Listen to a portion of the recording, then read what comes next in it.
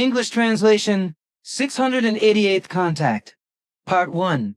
Saturday, the 20th of August 2017, 21:52 hours. Hello, greetings. I guess we will not have to go through the work of the 5 nights last week again now, which was quite consuming, yet important for the biography Bernadette is writing. No, we do not have to. It was worth it, though, because going through your father Svatha's annals and Asket's records was important. But be welcome, dear friend. Thanks for your welcome and greetings, Edward. At our last work, I promised you that I would come today to answer your questions, which you have been asking me for the last few days. And since it is convenient for me today, I will come here to answer your questions. The whole thing is also meant to be an official conversation, I suppose. Of course. Good, then I will say this.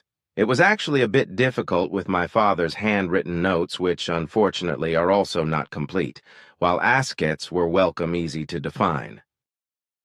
We do not have to go through the work we did again because I checked everything again myself and found no errors in the information given. What has to be said, though, I have to mention, is that there are many other facts to be mentioned than the ones we have listed, but everything would lead far too far.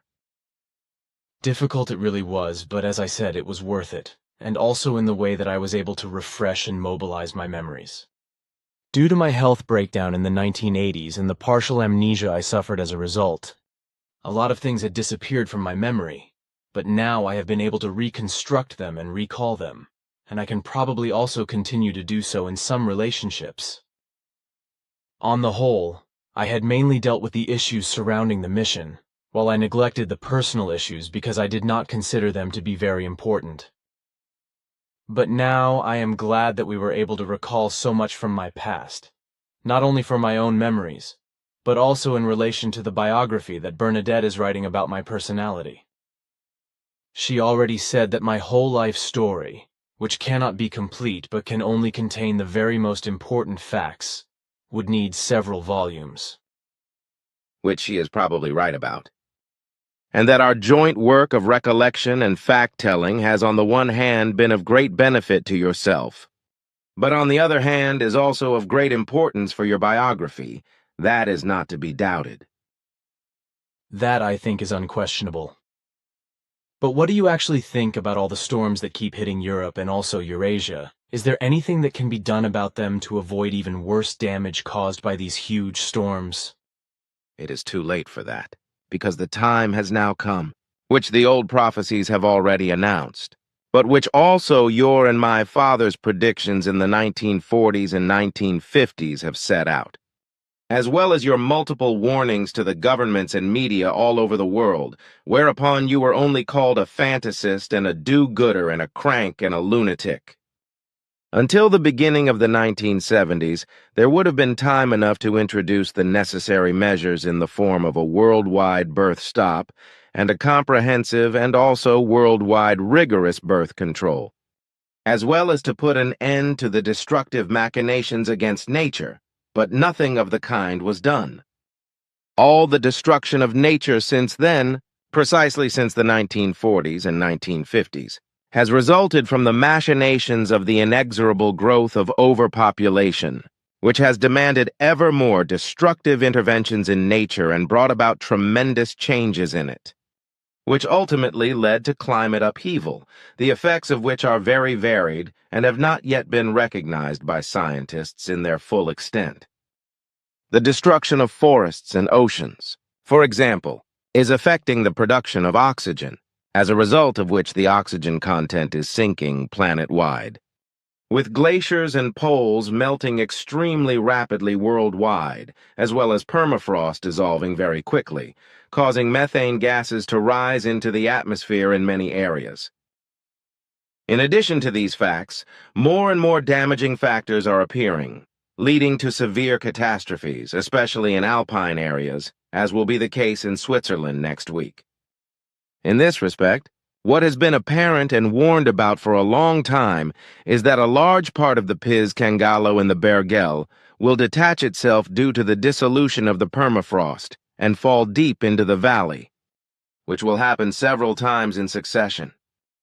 Although such an event is not uncommon in mountainous Switzerland, such occurrences will become more frequent in the future, as a result of which, after this event, which will occur next week and be repeated several times in succession and will also cost several human lives, further crashes will also occur in the same area after a week or more. However, many more crashes will follow in Switzerland and also all over the world in other countries on Earth, which will be absolutely unavoidable. The same thing has been happening in various countries for a long time. But in the coming times, the permafrost dissolution will cause it to increase even more, as will the storms, which will become more and more violent and spread to the whole Earth. This also will be proven in a few days, namely in America and the state of Texas, where an exorbitant hurricane, with a speed of around 250 kilometers per hour, far exceeding anything previously experienced in those areas, will cause enormous damage and destruction, far exceeding what was caused by Hurricane Katrina from the 23rd, 31st of August 2005 in Alabama, Louisiana, and Cuba. At that time, some 1,850 human beings died, although in next week's hurricane this large number of deaths will not be reached, but will be much lower, although the material destruction, etc., will be much more extensive and devastating than that caused by Hurricane Katrina in 2005. A total of over 100,000 houses will be destroyed. In addition to bringing massive rainstorms, the storm will also cause immense and devastating flooding after the storm subsides, with human lives also lost. The state of Louisiana will also be affected, but to a lesser extent, while on the other hand, in Asia and South Asia, violent monsoon storms will cause catastrophic conditions and cost many human lives, the number of which will be several thousand by the end of the monsoon season. China and various other Asian countries will also be hit by violent storms that will exceed anything that has ever happened in Europe in this respect. But Africa and Australia, etc., will also not be spared storms and unusual rainfall, with human lives also being lost. Yes, warnings were not listened to at the time. And it is to be said with regard to what is coming next week in America that the whole thing will be particularly bitter and hard for the majority of those affected, because in the USA there is no insurance for such natural incidents for the homeowners, etc. Consequently, they will effectively be left with nothing due to the destruction of their houses.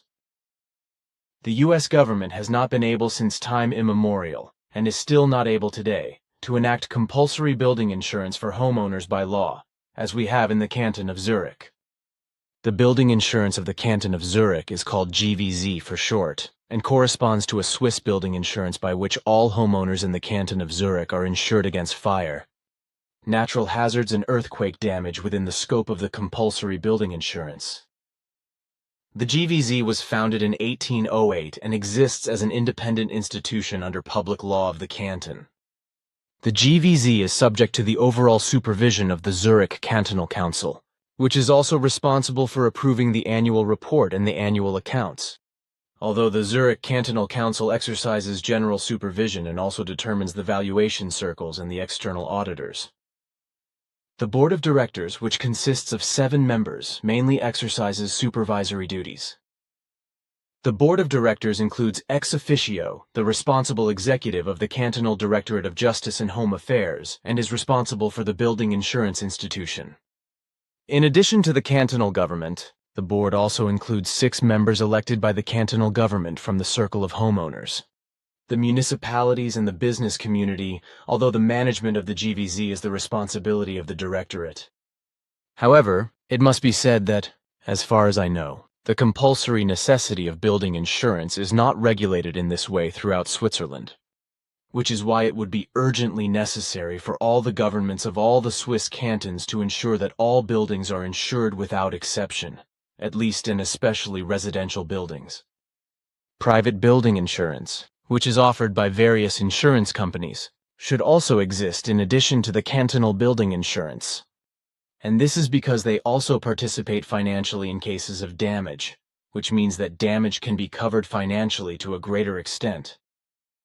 You are well-oriented, but it must be so for your center management task. Yes, you are right, because being informed about such things is part of my job. But now a question which we talked about during all the days of our work, in which Anjana and Florina were also partly involved, which I still have not brought up. And that is regarding all the conversations we had during the 4 nights, which sometimes lasted up to 4 hours each night. Is it necessary to also retrieve these and write them down, because the whole thing would be a work that you do not have to burden yourself with unnecessarily. Although we recorded everything, as we have always done, the conversations that took place are not relevant to be retrieved and written down as official conversation reports. So in this respect, we keep it like all unofficial contact conversations, which you do not have to retrieve and write down, but which are only recorded by us. Which, yes, also refers to all the conversations that happened during private visits. If that was not the case, I would be so burdened with retrieving and writing that I would not be able to do anything else and would have to leave all the other work. But we have also discussed that before. But going back, I want to come again to the tremendous storm in the USA with tremendous destruction, for such storms will, after all, increase in number in the coming time and also become more and more violent, as I know, like all other catastrophes, which will occur more and more frequently everywhere on Earth. That will be so, and the next great hurricane is already brewing in its origin. And it will develop at the beginning of the first days of September, and is expected to be more violent than the one we have been talking about. Cannot be any other way. What interests me now, however, is the matter of the expulsion of 755 diplomats from Russia, to which I think that this was perhaps really welcomed by the US president and is in line with his sense, but for which all the anti-Russia people around him in the government will take revenge. Donald Trump did thank Putin for expelling the diplomats, saying that it will save the US a lot of money. So Trump saw it as a positive thing that Russia was expelling the US diplomats from the country. Trump said that the expulsion greatly reduced the salary costs for the US, and that therefore a lot of money would be saved. Consequently, he wanted to say thank you that the US now has a smaller payroll, and furthermore, there was no reason for the expelled embassy staff to return to Russia. It was at the end of July, I think, that Putin ordered a total of 755 staff at the American embassy in Moscow and US consulates to leave the country in response to new US sanctions against Russia. The pathologically stupid, idiotic US sanctions were, after all, devised and imposed as a result of the alleged Russian pro-Trump hacking attacks during the US election campaign and regarding the annexation of the Crimean Peninsula in 2014. It is also a fact that Putin's decision, which I believe was justified, to kick out the diplomats further strains the already tense relationship with the US. And as it is in the US powers that be behind Trump are really working and will not simply accept the whole expulsion of diplomats. And Trump obviously does not realize that the president is being directed and turned around by the effective rulers behind him, so that he dances to their tune. Or perhaps he is simply cowering, that is clear. Consequently, I assume that a backlash against Russia is being planned against Trump's will by these background US rulers, or rather, by the real rulers who are plying their underhanded trade behind Trump, loosely based on the US system of revenge, tit for tat. In my opinion, this could also be a deportation action of diplomats, as well as US government terror actions against other Russians and businessmen and Russian companies, etc. in the USA. Such a move by the US administration, against Trump's will, is to be expected, I think, as the US already did under Trump's predecessor Barack Obama, who reduced the number of Russian diplomats by 35 and closed 2 Russian recreation centers in the US. Obama, too, swore stone and stone at the time of his election that he would do all the good things, but he was hardly able to implement any of them. Because, as has always been the case with all US presidents and will continue to be the case with Trump, he let those who governed behind him determine everything and he had to be unfaithful to practically all his election promises and failed completely. He may actually be able to carry through a few of his election promises, such as the unpleasant thing regarding the construction of the wall on the border with Mexico, as well as regarding the sans-papiers immigrants or those who migrated to the USA without identification papers and their descendants, who are supposed to be a little more than 1 million, as you told me during Trump's election trumpeting. And the way I see it, it will be the same with Trump as with all U.S. presidents, as well as with practically all state powers in the world, that he will not be able to keep his effectively good and valuable grandiose election promises, because those behind him, who really have the power to govern, will turn him around and force him to do what they want, as a result of which they will also prevent him from doing the good, correct, and valuable things that he promised to do. And it is there that I see the great Russophobia and hatred of all the background rulers and those sections of the people who want to turn Russia around in the U.S. manner and make it a U.S. vassal state. You see the whole thing in a correct way. Because in fact, it will be proven in a short time that your words will become reality. Because anti-Russia political intrigue plans are already being worked out by the rulers behind U.S. President. Trump, as you call the authoritative rulers who really exercise U.S. government power, to retaliate against the expulsion of U.S. diplomats from Russia. Although you recently told me that, as a result of Trump's clumsy and bumpy and boorish behavior, you would call him clumsy because he behaves in a clumsy manner. It is important to bear in mind that he is not diplomatically trained and therefore speaks freely as he sees and understands everything. Which is actually more honest than mendacious diplomacy. This is probably correct, but it creates enemies for him from all those who like lies and deceit rather than the truth. Because they do not know how to use their intelligence and therefore can neither perceive in a real way the given facts nor understand them correctly. For this reason, they are not able to perceive anything that is said or simply facts that arise in the given way, and are also not able to think about it so that they would be able to see through the whole thing in its correctness, really realize it and decipher it, which is to be called effective stupidity. And unfortunately, this is also true of the majority of U.S. citizens who believe in and depend on the government, who let those in power think for them because they themselves are incapable of doing so. If what is given is not listened to correctly and also not perceived correctly in other ways and then misunderstood and twisted, then, in my opinion, this is not only a factor of inattention, but also a fact of a lack of intelligence, or precisely of the fact that the underdeveloped intelligence is not used in a good and appropriate way.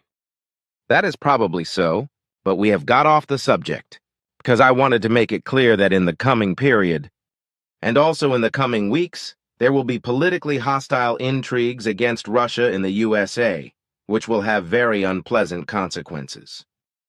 The anti-Russia and foolish, brash imprudence of the bulk of the U.S. rulers is not only extremely regrettable, but extremely primitive imprudent, unreasonable, and fraught with danger, which will be increased in the coming weeks by the confused dictator Kim Jong Un in North Korea, because no conciliatory efforts are being made from the U.S. side, as sanity and reason would require. I also agree with that. But it is also to be said that Kim Jong Un is a megalomaniac madman and full of hatred against the U.S., who does not know what deadly delusion he is indulging in and believes that he could defeat the U.S. and U.S. allies. He is completely insane, just like the USA powers that be, who in their delusions of grandeur believe that they can stand up to the North Korea dictator's madness with idiotic threats. The guy is not to be understood, because what he learned in Switzerland, or rather in Bern, where he studied for years under a false name, has certainly not been hammered into his dictatorship.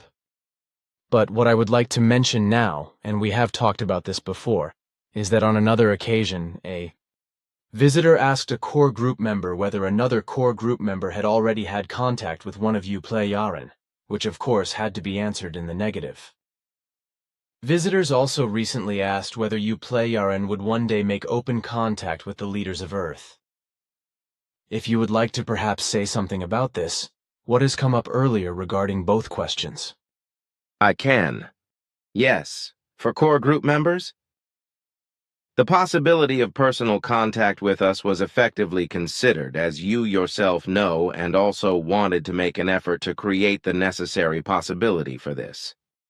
However, the whole thing was made impossible by the unbelievably unreasonable and sometimes even malicious quarrels of various core group members, as a result of which various plans had to be abandoned altogether, and finally the whole thing had to be declared impossible and unfeasible for all time.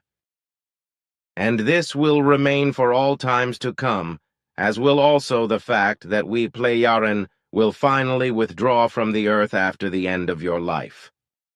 And as for the question of whether we will make contact with earthly leaders, this too is absolutely clear. Namely that we will not do so under any circumstances, neither at the present time nor at a later or future time. Although we were willing to contact Earth leaders with certain reservations, for which you gave Ellie our demands so that he could pass them on to the U.S. government, we will not do so under any circumstances. Contrary to our demands, however, other and extremely arrogant demands were then passed on to you via LEE by whatever authorities, which were absolutely unacceptable to us and also amounted to an impertinence. And this was because the demands made on us were so high-handed and secretive, as well as secretive that not we but the U.S. government, its secret services and military should have control and might over our contacts with the U.S., which of course we could not accept. We were and are not supplicants, but we offered help and an alliance that would have ultimately brought the United States of America, and later also the Soviet Union, as well as all Earth humans, lasting world peace, and by Earth standards immeasurably valuable technical and medical advances. At that time, as I have already said, we were not supplicants, but our effort was that of a cooperative and helpful alliance, in which a few days later, if the alliance with the U.S. leaders had come about, the Soviet Union should also have been included, and then gradually all the other countries of Earth. Through the alliance, efforts for worldwide peace would have been made first, which would have led to lasting world peace within a few years. However, the state powers, the secret services, and the military of the USA were obviously not interested in this, because they all held on to their positions of power with regard to their governmental authority and were not willing to limit them for the good of the U.S. American and the entire world population and for a real world peace. And that there was no will whatsoever to respond to our peaceful demands was clearly evident from the U.S. response to our request, which was, on the one hand, disingenuous and, on the other, full of counter-demands that were impossible for us to meet. Note Figu, see Plejaren Contact Reports, 117th Contact from the 29th of November, 1978. Your effort would have been the chance for all of Earth's humanity to finally be able to win a real and lasting world peace. But this was not in the mind of the U.S. powers and their supporters, so also not of the secret services and the military of every kind. Deception and lying as well as intrigues and crimes are also part of their profession, as is also the case with NASA, which to this day claims and therefore lies that the fictitious moon flight with Apollo 11 on the 20th of July 1969 took place. Consequently, the real flight with Apollo 12 took place, after which the next official landing on the moon took place on the 19th of November 1969. The alleged Apollo 11 rocket, you explained at the time, was indeed shot up, but without a crew, after which the landing capsule was jettisoned again and returned to Earth, while the astronauts remained on the ground and experienced the alleged lunar adventure under hypnosis or post-hypnotic influence. However, with a later moon flight, it was probably with Apollo 13 on the 11th of April 1970, a manned moon landing actually took place, during which the tracks were then set that were supposedly made by the Apollo 11 moon landing. This created a second lie, because officially it was and still is claimed that on the way to the moon, the landing had to be cancelled due to an explosion on board the Apollo spacecraft, and therefore only a half-moon orbit with subsequent return to Earth was carried out. The crew, So you told me had also been post-hypnotically treated with a false memory after their return to Earth, following which they were made to believe and set a false memory that they had just made one orbit of the moon. That is correct, but in this respect it should not be necessary to talk about it again. You also had in mind that the whole thing should have become official once if everything had worked out. But what was screwed up by the US probably cannot be fixed and cannot be repeated. Or am I wrong? This is also correct, and you are not wrong. Because through it all, we have clearly realized that it will be impossible for the rulers of Earth, and also for the bulk of Earth humans to have any contact with us Pleiaren for a very long time to come. What will happen, however, when the Earth foreigners, who have been moving in Earth space for a long time, or others who will sooner or later appear, which will also only be a question of time, is still open and will be an event that will certainly cause many problems for all Earth humans.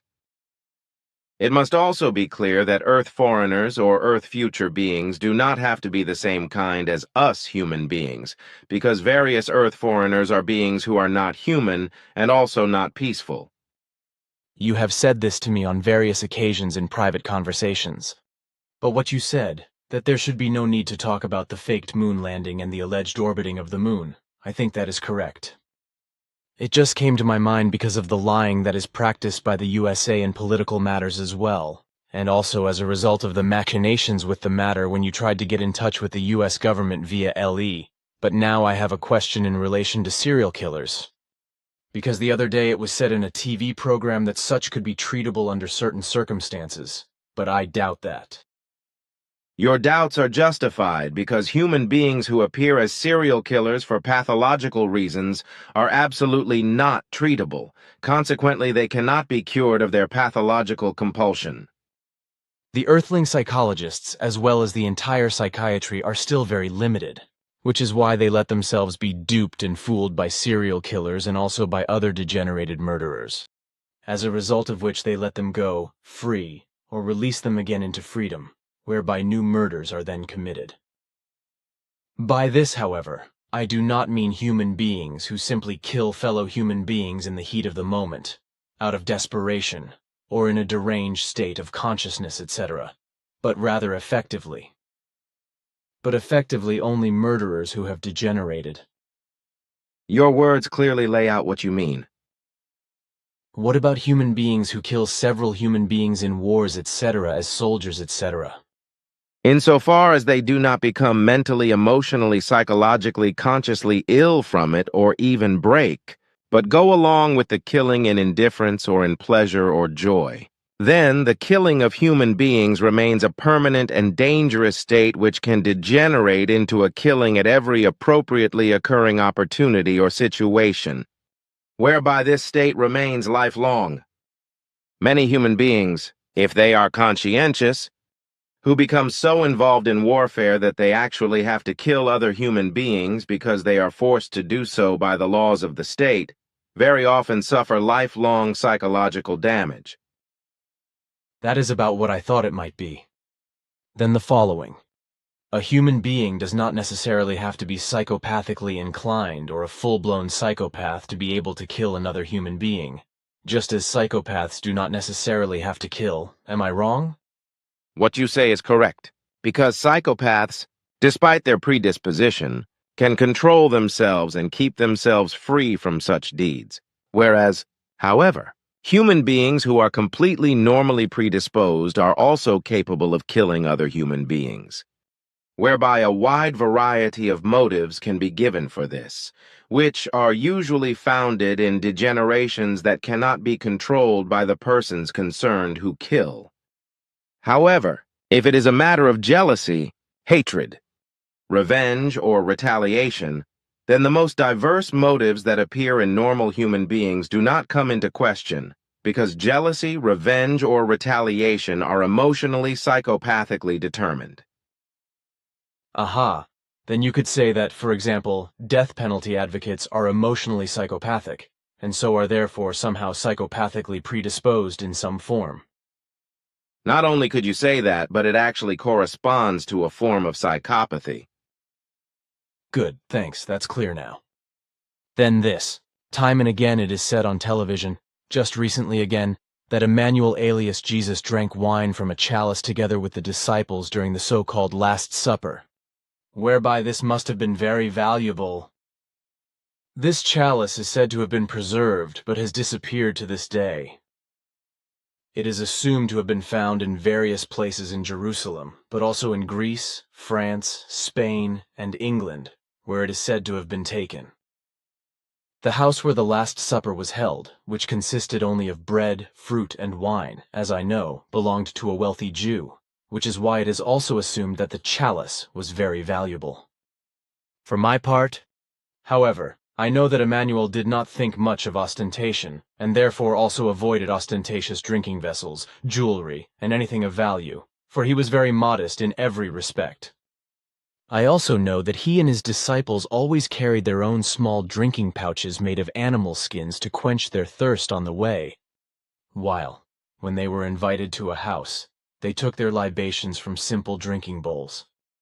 As your father Sfath once explained to me, it was also like this at the evening meal, where small drinking bowls made of alabaster were used, which were about 10-12 centimeters in diameter and about 4 centimeters deep. Sfath once showed me one such drinking bowl that he received from his great-grandfather and cherished because it came from Emmanuel's group, he assured me. This small bowl is now in my possession, and indeed only such small drinking bowls made of alabaster were used at the Lord's Supper. That a chalice was used does not even correspond to a legend, but to an effective lie, which was already thought up and spread by early Christians. The truth is that the drinking bowls were alabaster bowls made in Italy in Volaterrae and brought by the Roman occupiers to Jerusalem and also to all Roman-occupied territories. This already happened when Jerusalem was conquered by the Romans in 63 BC. At that time, the alabaster drinking bowls were very popular with the Romans, although they were not of great value, and were also popularly used in small groups and circles in the occupied regions, so also by Emmanuel and his disciples. And how then did the lie that a cup was used in the Lord's Supper come about? About the lie that when Emmanuel was hanging on the cross, a cup was used to catch his blood, which never really happened. This tall tale led to the Grail legend, which is still circulating all over the world. Also because in the course of time, various valuable chalices were fraudulently produced, which were given the nimbus Chalice of the Last Supper and Chalice of the Blood, whereby 2 of these fraudulent chalices were produced in Europe. Sfath already explained this to me, as well as another Grail story, though the actual Grail is a place with a source. I would like to pick out an explanation of this for repetition in the contact blocks, and then insert it here in our conversation instead of many words. Excerpt from the 469th Contact Report, Pleiadian Contact Reports, Volume 11, pages 412 to 413. And so this truth is also given in the book, Goblet of the Truth, of which a first part, and that is the teaching of Enoch, was also called Cauldron of Life, by the Druid prince Merton alias Merlin, and has nothing to do with the alleged Grail of Christianity, which is based only on lies and deceit, never existed, and in which therefore also the blood of Emmanuel Jesus was not collected by Joseph of Arimathea at his crucifixion. The real Grail existed only as a holy place, and in the Cauldron of Life was enclosed the scriptural work, a writing of the teaching of the true prophet Enoch from the sieve of Nocademian. The document was given as a copy of Pleiera Caradwina, the threefold goddess, to the Druid Merton the Laughing One, who was later commonly called Merlin. Merton poured the copy into the chalice that became known as the Cauldron of Life, which through Christian adulteration was fabricated into the Grail, which however cannot be associated with it in any way, because the Grail was a place with a spring, surrounded by trees and plants, where the Druids used to do their meditations. And this Christian corruption of the Grail has been handed down from its inception to the present day, but again in another egregious corruption which claims that it is the chalice or Grail of Emmanuel Jesus, from which Emmanuel and his disciples drank at the Holy Supper, and in which Emmanuel's blood was then collected at the crucifixion by Joseph of Arimathea. You can do that, of course. Good. Then my question about Volaterrae, was that a town? It was a town in Italy called Volaterrae in Latin, which is now in the province of Pisa, region of Tuscany, and is called Volterra, and corresponds to a town of about 10,000 inhabitants. It is located about 50 kilometers south of Pisa and about 50 kilometers from the Mediterranean Sea. Oh, I am familiar with the town of Volterra, and it is considered one of the most beautiful towns in Tuscany with its spectacular scenic surroundings. It really is very beautiful there, as I could see for myself when I was there once. If I remember correctly, the city is dominated by a Medici fortress now used as a state prison, and Volterra is enclosed by a medieval city wall. Yes, that is correct. The Fortezza Medicea, or fortress, was built between 1561 and 1563 on the orders of the Florentine Duke Cosimo I de' Medici. It is effectively a fortress, which is also known as Forte Santa Barbara. Volterra is also still a center for alabaster processing, as it was in the 4th century BC, when the town was formed by the union of several small Etruscan settlements dating back to the 7th century BC. At that time, the Etruscans built a 7-kilometer ring wall around the United City, which they called Velathri. When I was in Volterra, a priest told me, if I remember correctly, that the history of Volterra goes back as far as the Neolithic period, and there is even evidence of settlements from that time. That is about all I know about this town, but perhaps you can add something else? Yes, but not much, for only a little is known to me, such as that in the 8th century BC Emmanuel Chari. There was an Etruscan settlement on the hill, which was annexed to the Roman Empire in the 3rd century BC. The Teatro Romano, of which large parts are still preserved, also dates from this period. But Volterra, it is worth mentioning, has been known since ancient times for the extraction and working of alabaster, with numerous craft workshops still in existence today, exporting their products all over the world. The Etruscans were also known for their alabaster work, in particular also for the drinking bowls mentioned by you and I, as well as for cinerary urns and all kinds of vessels, etc. Thanks for your additional comments, which brings me to my next question. I have accumulated quite a few in the last few weeks, especially because I had a partial amnesia due to my severe physical and mental breakdown, and had therefore forgotten a lot. Everything was so bad that I just functioned and no longer knew who you were and what you were doing. Yes, thanks to my ex-wife. Even today I cannot comprehend my actions that brought me a few millimeters close to death. It's been a long time though, probably close to 40 years. Yes, next year it will be 40 years ago, because your breakdown was on the 17th of July, 1978, and recorded in the 111th official contact conversation. If I had still been able to think clearly and had known. But you did not, because you were out of your senses. I guess I was, but let's not go there because it all went well and it's over. It just came back to me earlier that it could have been the end of me then if Eva had not been so responsive, for which I am more than grateful to her. It was a very nasty time with your wife then, and all through the marriage, which was also actually the reason for your life-threatening breakdown. That was the case, yes, but we really do not have to talk about that anymore. It was really just a memory attack.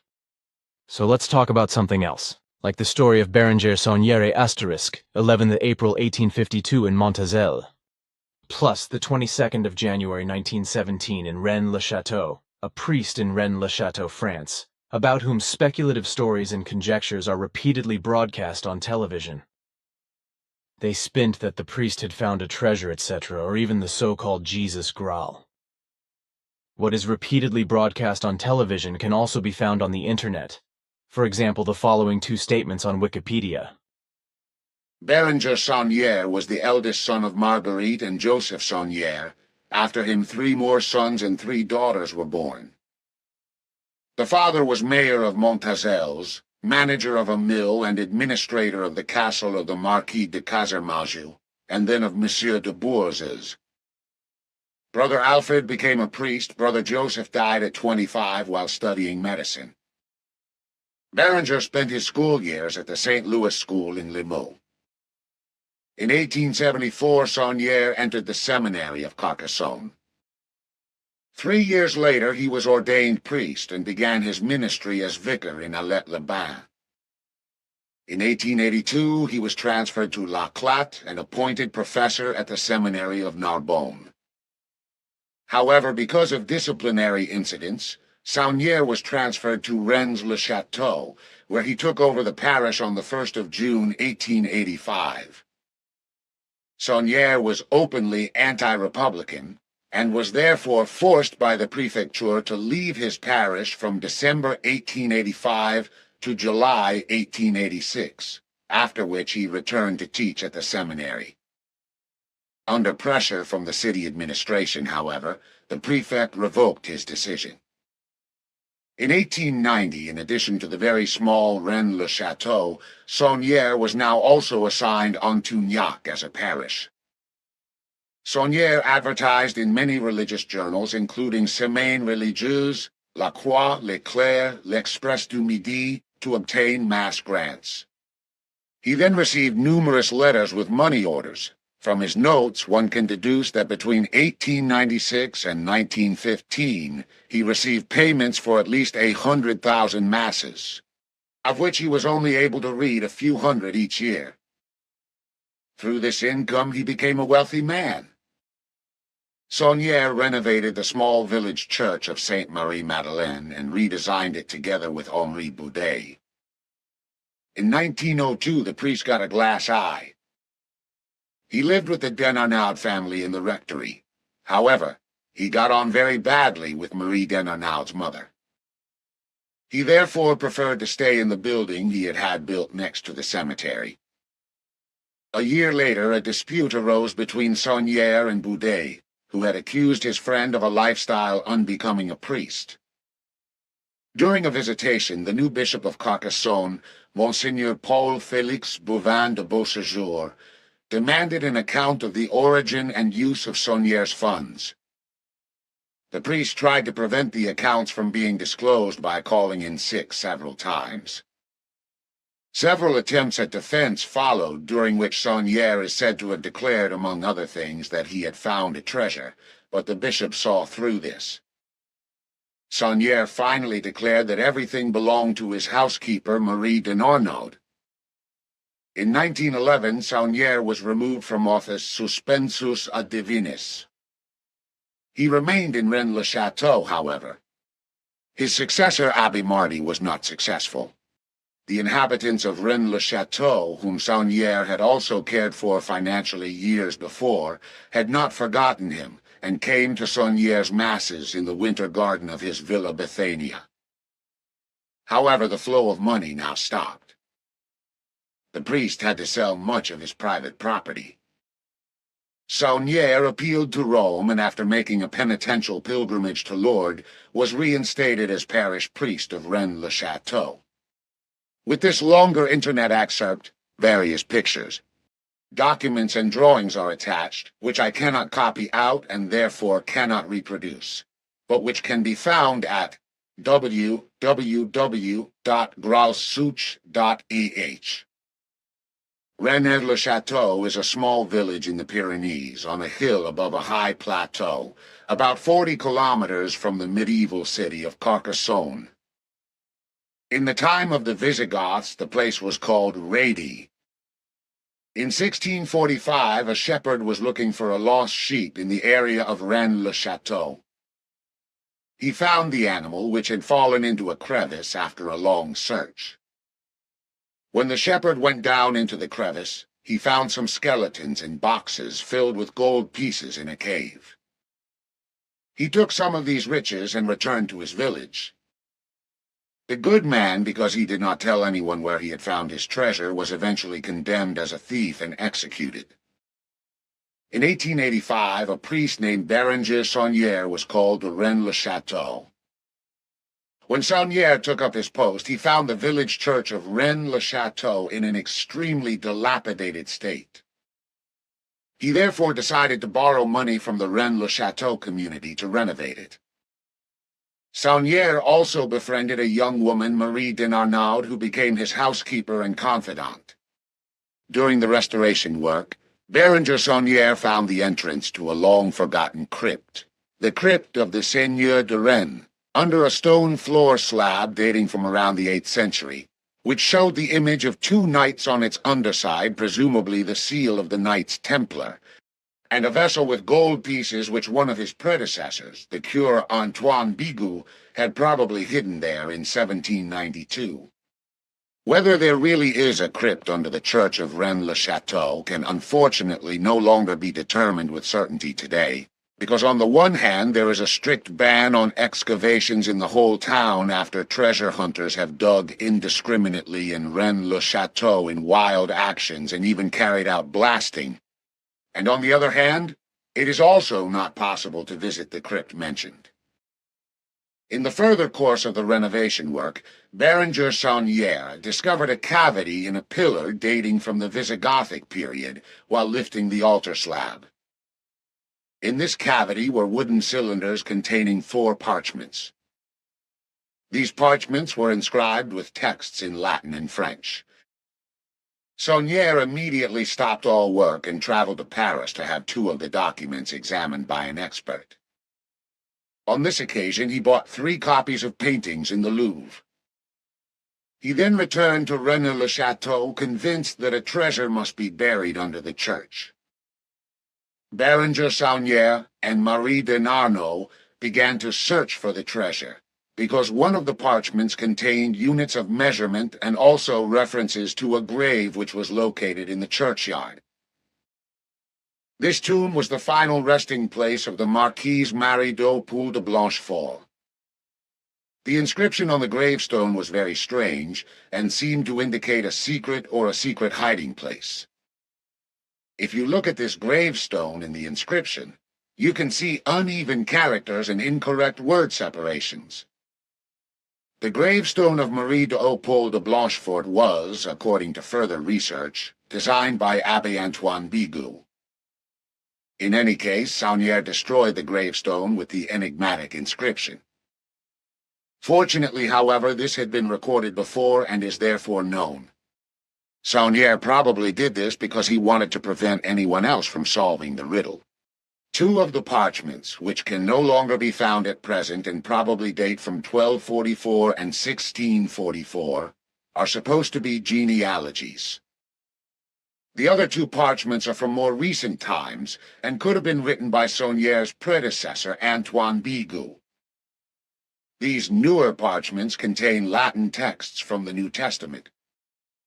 If one parchment is examined closely, one notices an irregular arrangement of the letters in certain parts of the text. Certain characters have been placed higher in the text. If one now writes out these characters and reads them, the following text results. A Dagobert tu roi et a Sion est se trésor et il est la mort. This treasure belongs to Dagobert II, king and Sion, and it is there waiting, sleeping unused, dead. Asterisk Dagobert II was a king of the famous Merovingian dynasty. He was assassinated in the year 678 AD in the Ardennes by order of his own chancellor. Unraveling the other parchment was far more complicated. The author of the holy place, Henry Lincoln, was able to break the encryption code and found the following text.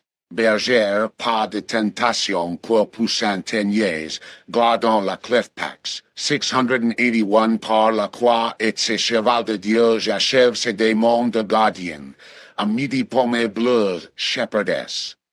No temptation that Poussin. Teniers possessed the key, P681, by the cross and this horse of God I end destroy this demon of guardian to noon, blue apples. Well, the priest Bérenger Saunière must have stumbled upon a great secret, because all of a sudden he came into a lot of money, which began to flow almost inexhaustibly from unknown sources. He renovated the whole church much more extensively and beautifully than had originally been planned. The surrounding area was also redesigned according to his instructions in a peculiar way. In addition, he built a tower near the church, the Tour Magdala, in which he housed his library. From this tower and its terrace you can enjoy a magnificent view of the surrounding area. An artistically designed garden with rare trees, water features, and exotic plants completed the picture. The land he bought was registered in Marie de Narnaud's name in the land register. The parish priest also built a new access road to the village for the Rennes-le-Château community, and was very generous in financing charitable projects. The whole village benefited from his mysterious wealth. Bérenger Saunière also changed socially, as he cultivated contacts with important personalities from politics, art, and culture, and often received visitors in his villa Bethania, which was also newly built and equipped with a private chapel. What might Bérenger Saunière have found? This question preoccupied and still preoccupies many people, and one heard the most diverse conjectures. Some spoke of the treasure of the Merovingians, others of the immeasurable treasures of the Knights Templar. There was also speculation that Saunière might have found the legendary Holy Grail. Or is the treasure of Rennes-le-Château the treasure from King Solomon's temple, which the Romans are said to have stolen during the occupation of Jerusalem? The priest also maintained contacts with his colleague and friend Abbé Boudet, cure of the neighboring village, Rennes-le-Bain. Boudet was also a local historian and writer, and wrote, among other things, the cryptic work La vraie langue celtique et le cromlech de Rennes-les-Bains, the true Celtic language and the stone circle of Rennes-le-Bain. This book is an enigma in itself and certainly holds a coded secret.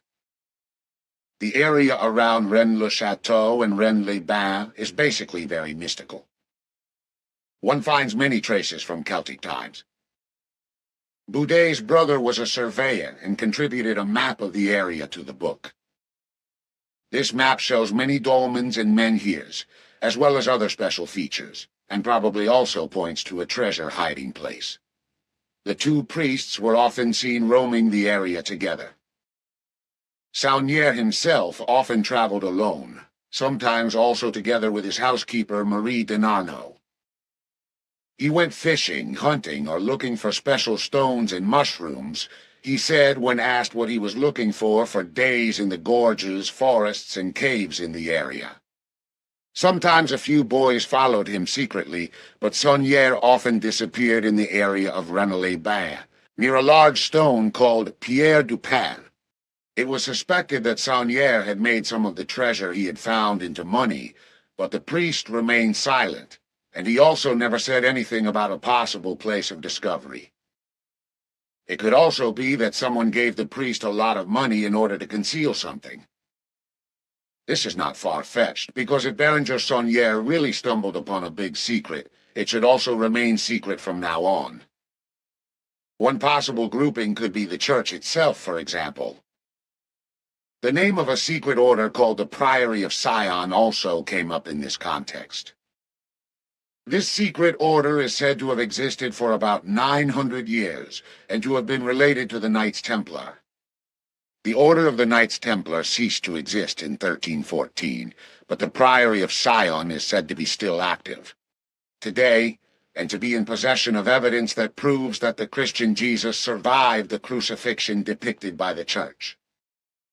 It is also believed that Jesus was married to Mary Magdalene, who fled across the sea after the crucifixion story and entered mainland France at Sainte-Marie de la Mer. The offspring of Mary Magdalene and Jesus' marriage were to have ascended the throne in France a few hundred years later as Merovingian kings. If you visit the church of Rennes-le-Château, you can read above the entrance portal the words, "Terribilis est locus iste," this place is terrible. In the church itself, one is confronted with the sight of a devil statue. It carries the holy water font in a crouched position and looks with a frightened expression towards the center of the church floor. Because of the posture of the devil called Asmodeus, one thinks that he should actually be sitting.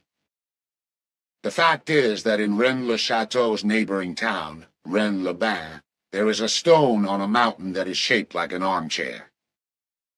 This stone probably dates from the time of the Celts and is carved with very interesting symbols.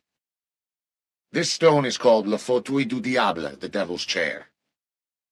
For what reasons do you think Saunière had the inscription placed above the entrance and the statue of the devil erected? Above the holy water basin, 4 statues of angels are placed on a pedestal. Each of these angels performs part of the sign of the cross. Below the angels is written, "Parce sine tu le vaincras." By this sign you will defeat him. One of the angels points downwards, presumably the devil Asmodeus is meant. The rest of the church is decorated in an extremely symbolic and enigmatic way. Each station of the Stations of the Cross deviates in detail from the official ecclesiastical version. What might all this mean? The priest Bérenger Saunière encoded a message in his church visible to everyone, and yet incomprehensible. At that time, when the priest Saunière traveled to Paris to have the parchments he had found checked, he bought, as already mentioned, 3 reproductions of paintings in the Louvre. One of them was a painting by Nicolas Poussin, entitled Les Bergers d'Arcadie, the Shepherds in Arcadia. In this painting there are 3 men and a woman in front of a stone sarcophagus. 2 of the men are pointing to an inscription with their fingers. The inscription on the sarcophagus reads, "Et in Arcadia ego Y2 in Arcadia." It is remarkable that such a tomb, as shown in the picture, actually existed not far from Rennes-le-Château in Arc. However, it is not known for how long it stood there. It has since disappeared. If one compares the picture with the real surroundings, one discovers great similarities of the landscape around Rennes-le-Château. The saying, "Et in Arcadia ego," can also be recognized, relatively easily encoded, on the mysterious tombstone of the Marquise Marie de Hautpoul de Blanchefort. In Carcassonne, a new bishop came to power who no longer tolerated the peculiar behavior of his subordinate parish priest. After several disputes, some of which reached as far as Rome before the Pope, Saunière was finally replaced by a new parish priest. But Bérenger Saunière continued his life and his benefactorship in Rennes-le-Château until he died in 1917. His housekeeper Marie lived a very secluded life from then on and died in January 1953. To this day, the treasures in and around Rennes-le-Château are constantly being searched for, but any discoveries are carefully kept secret. The following list is intended to provide an overview of which treasures in particular might be involved. The treasure of the Templars. When the Pope destroyed the Order of the Templars in 1307, all attempts to find their riches have failed to date. It is said that the noble house of de Blanchefort was closely connected with the Order of the Templars. In 1156, Bertrand de Blanchefort had a kind of underground structure built in the area of the Château de Blanchefort. It remains unclear to this day why he had this work done. Was it to serve as a hiding place for the Templar treasures? Or was there something else hidden there that could perhaps become a danger if it fell into the wrong hands?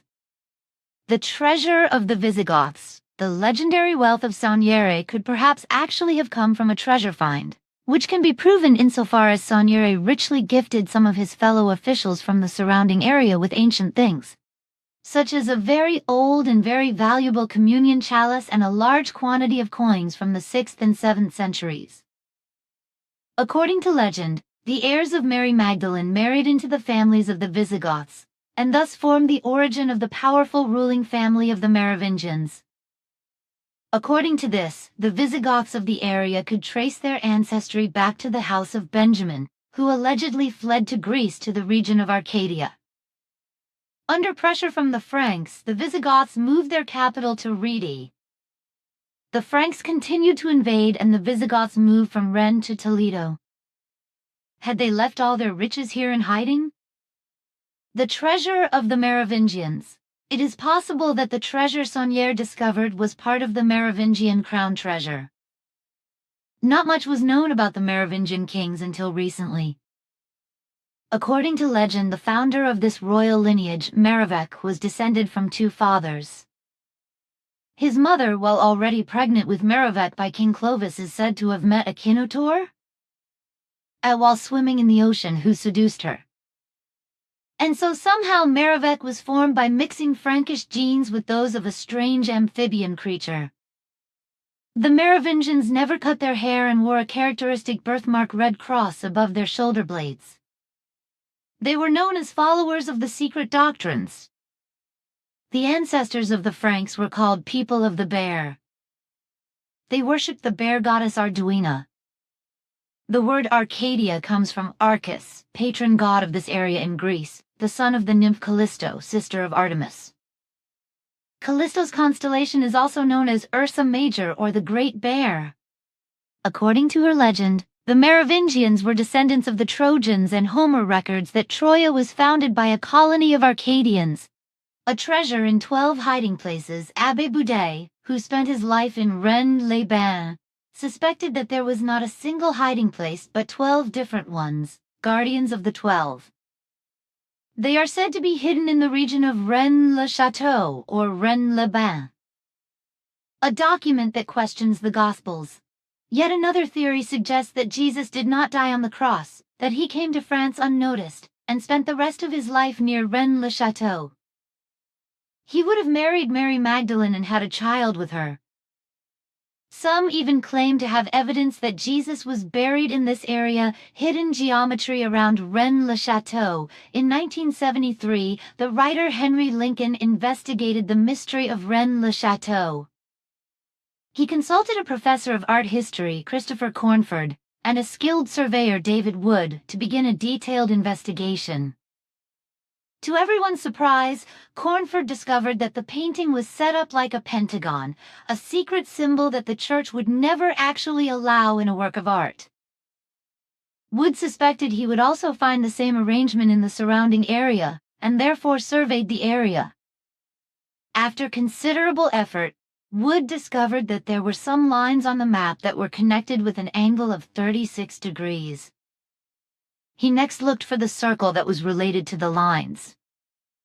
Finally, he found that this ran through the old churches of Rennes-le-Château, Coustalsa, Serres, Bougarac, and Saint-Just-le-Bézou.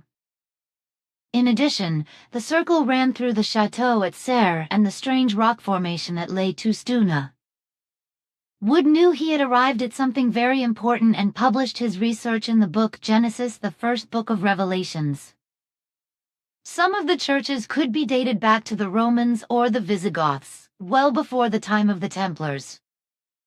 So both Poussin's painting and the landscape have the same geometry, which begs the question, how could Poussin have known this? Also from coded documents? The actual parchments had allegedly only been discovered when Saunière carried out the renovation of the Church of St. Mary Magdalene and removed the altarpiece. Were the copies forgeries, and did the originals actually look quite different? The Philosopher's Stone or Saunière's Stargate. According to a completely different theory, Saunière discovered a gateway to another dimension here, in the form of the Emerald Tablets of Thoth. These are said to represent a so-called tesseract, a kind of arrangement of hypercubes as a three-dimensional image of a four-dimensional body. On these tablets would be philosophical texts that Thoth himself is said to have written down. So these are the two excerpts from Wikipedia. about which programs are shown on television from time to time, and it is debated what of all the claims now corresponds to reality and what does not. So I want to ask you whether you are familiar with this story, and if so, what you really think about it and what is true. I am indeed familiar with the whole thing, as I am also familiar with various other stories that deal with treasure hunts and the like, as well as with conspiracy theories. But in answer to your question as to what is really true about the story of the priest Bérenger Saunière, the truth is that he received numerous large sums of money over a period of about 20 years from very wealthy citizens of various places, whom he assisted in dying and for whom he also said masses. They were not, therefore, sums of money obtained by him through the sale of treasure, nor were they gifts or the like, as also not in connection with the alleged Jesus Grail, which never existed, but they were bequests of large sums of money and valuable objects to the priest for the repair of the church at Rennes-le-Château. Then one could say that all the sums of money the priest received were, so to speak, thanks to him and to the church for administering the last rites to rich dying people at their deathbeds. Precisely the sacraments of penance, anointing of the sick and Eucharist respectively, which are administered to the dying, at least in the Catholic faith. That is correct. This was the activity of the priest Bérenger Saunière, for which he received, in hereditary fashion, the quite substantial monetary allowances. So nothing about a treasure or grail or any other nonsensical claims. Then that is also clear. But what about the fact that also on television programs are repeatedly brought about the witchcraft in the Middle Ages, whereby during the witch hunts, contrary to your earlier statements of around or more than 9 million witch burnings and other witch murders, only there about 200,000 to 250,000 human beings called witches and sorcerers are said to have been murdered, as is claimed today. The whole of these false allegations can be traced back on the one hand to the direct lying machinations of the Catholic Church, but on the other hand also to chroniclers paid by the inquisitors and the Church, who compiled chronicles of lies in this respect. According to our very accurate annals, more than 18 million human beings, women, children, and men, have been murdered as witches, sorcerers, or otherwise as being possessed by evil demons or the devil in all countries of the earth since the beginning of the Inquisition until today. And this has been the case up to the present time in all the main earthly religions and their sects, as well as in other religions and sects, although through Christian Catholicism alone and its sects, as well as through other Christian denominations and sects, some 9 million women, men and children have been murdered as witches, sorcerers and demon-possessed, etc. However, the fact that many children, mostly young people, were also murdered in connection with the witchcraft and demon craze has always been denied and is still denied today. Although such murders still take place in isolated cases, for example through exorcism, or also still through witchcraft and sorcerer murders. So this still happens today, and not only in so-called third world and underdeveloped countries, but also in the industrialized countries that are considered enlightened. Although these murders are usually not recognized as such, as is also the case with regard to murders in families and in kinships that go unnoticed. To this I remember you saying some time ago that in families and kinships in Switzerland about 400 and in Germany about 4,300 murders take place per year, whether for reasons of money, inheritance, pity, or nuisance, without being recognized as such. Unfortunately, these murders are increasing the longer, the more, as a result of increasing greed for money as well as indifference. Also, specifically, aging family and relatives are killed because they are frail, sickly, and uncomfortable and need to be cared for.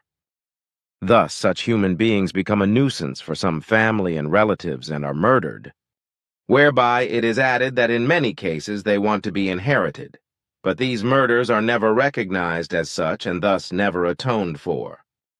It cannot be any other way, because the know-it-all attitude prevails everywhere, especially among experts and scientists. who always have to revise themselves when, for example, calculations, data, and events occur that they have calculated or assessed incorrectly, as is also the case with landslides in Switzerland.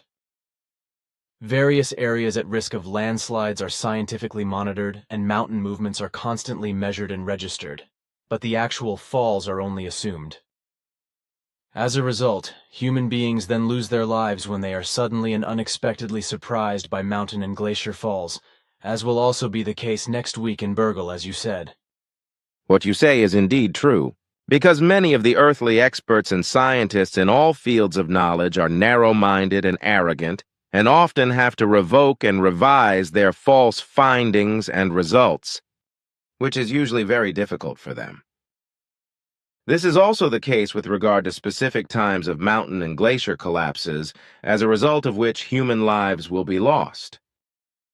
However, this will be somewhat different in the case of the next glacier collapse in Switzerland, because the collapse will at least be calculated approximately correctly in terms of days.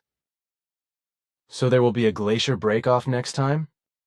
Yes. On the morning of the 10th of September, about 2 parts of an unstable glacier tongue from the Trift Glacier will come down in the form of an ice avalanche above the village of Saas-Grund in the canton of Valais, although this will not pose any danger to human beings or their achievements.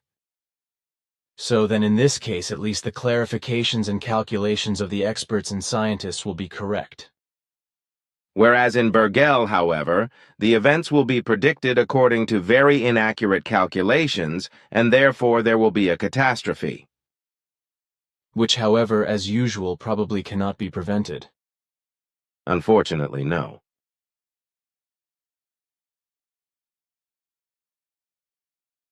English translation, 688th contact, Part 2, Saturday the 20th of August 2017, 21:52 hours.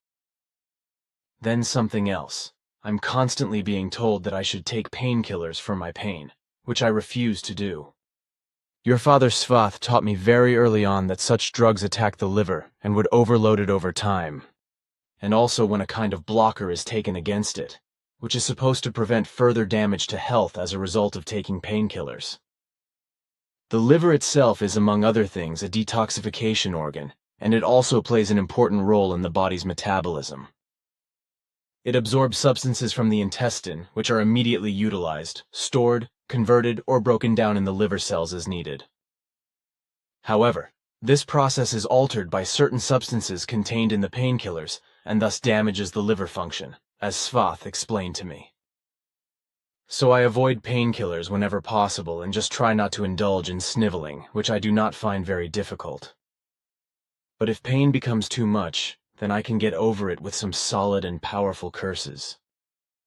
I know that about you because I have heard your expletives many times. But what you say regarding painkiller use in relation to the liver, as explained to you by my father, that is correct. The liver plays a very important role in the body's metabolism, and I will explain the following. Substances from the intestine enter the bloodstream through the so-called portal vein, and in this way enter the liver cells.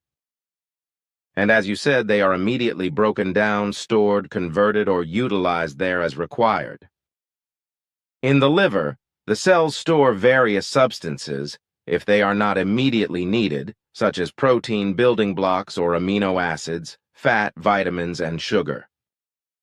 Sugar is stored in the form of glycogen as well as glucose, which is released into the blood when the blood sugar level drops. However, sugar can also be converted into proteins and fat by the liver cells. The liver produces many important proteins from the protein building blocks, and in this way also produces the clotting factors that cause the blood to clot when injured. Furthermore, the C-reactive protein plays an important role, which comes into play especially in the case of inflammations in the body. Proteins for the transport of fats and hormones in the blood are also produced in the liver, as is a large part of the body's own cholesterol, which is used to form bile. Each day, the liver produces about 1 liter of bile, which is used to digest the fats in food. And as you correctly pointed out, The liver is a very important detoxification organ that regularly converts toxic substances produced in metabolism into harmless substances, such as toxic ammonia into non-toxic urea. Thanks. But if you do not mind, I would like to read you this, which I found on Wikipedia on the internet and copied out, because I wanted to ask you the question about the function of the liver. Of course, I like to hear what is written. Good. Then the following explanation. Alcohol is also rendered harmless by the liver. Per hour, it can break down about 1 gram of alcohol per 10 kilograms of body weight. The enzyme alcohol dehydrogenase first converts the alcohol into a toxic intermediate stage, before a second liver enzyme, aldehyde dehydrogenase, breaks it down into acetic acid. The second step is missing in Asians, for example, so that the toxic intermediate accumulates and leads to nausea and severe headaches. Excessive alcohol consumption therefore increases the fat content of the body beer belly. The liver also filters hormones, old or defective cells and bacteria out of the blood. It releases water-insoluble pollutants directly into the intestine via the bile and excretes water-soluble ones into the blood. They are carried with the bloodstream to the kidneys where they are excreted from the body in the urine. Drugs are also disposed of in this way by the liver when they have fulfilled their task. An important enzyme for the breakdown of toxins and medicines is cytochrome P450. Since this protein occurs in different variants that are differently active, harmful substances are broken down more slowly in some human beings and remain longer in the blood. This is why a certain dose of a medicine can have different effects on different persons. Now the question of why painkillers are so unhealthy for the liver in relation to earthly medicines. Can you briefly say something about that, please? Yes, I can do that. As a rule, earthly painkillers as well as cold mixtures and very many other medicines contain the substance paracetamol, an analgesic and fever-reducing drug from the group of non-opioid analgesics or cyclooxygenase inhibitors. This substance is used in various ways. For example, in self-medication in the form of a mono preparation or as a component of various combination preparations for the symptomatic treatment of colds, fever, and pain.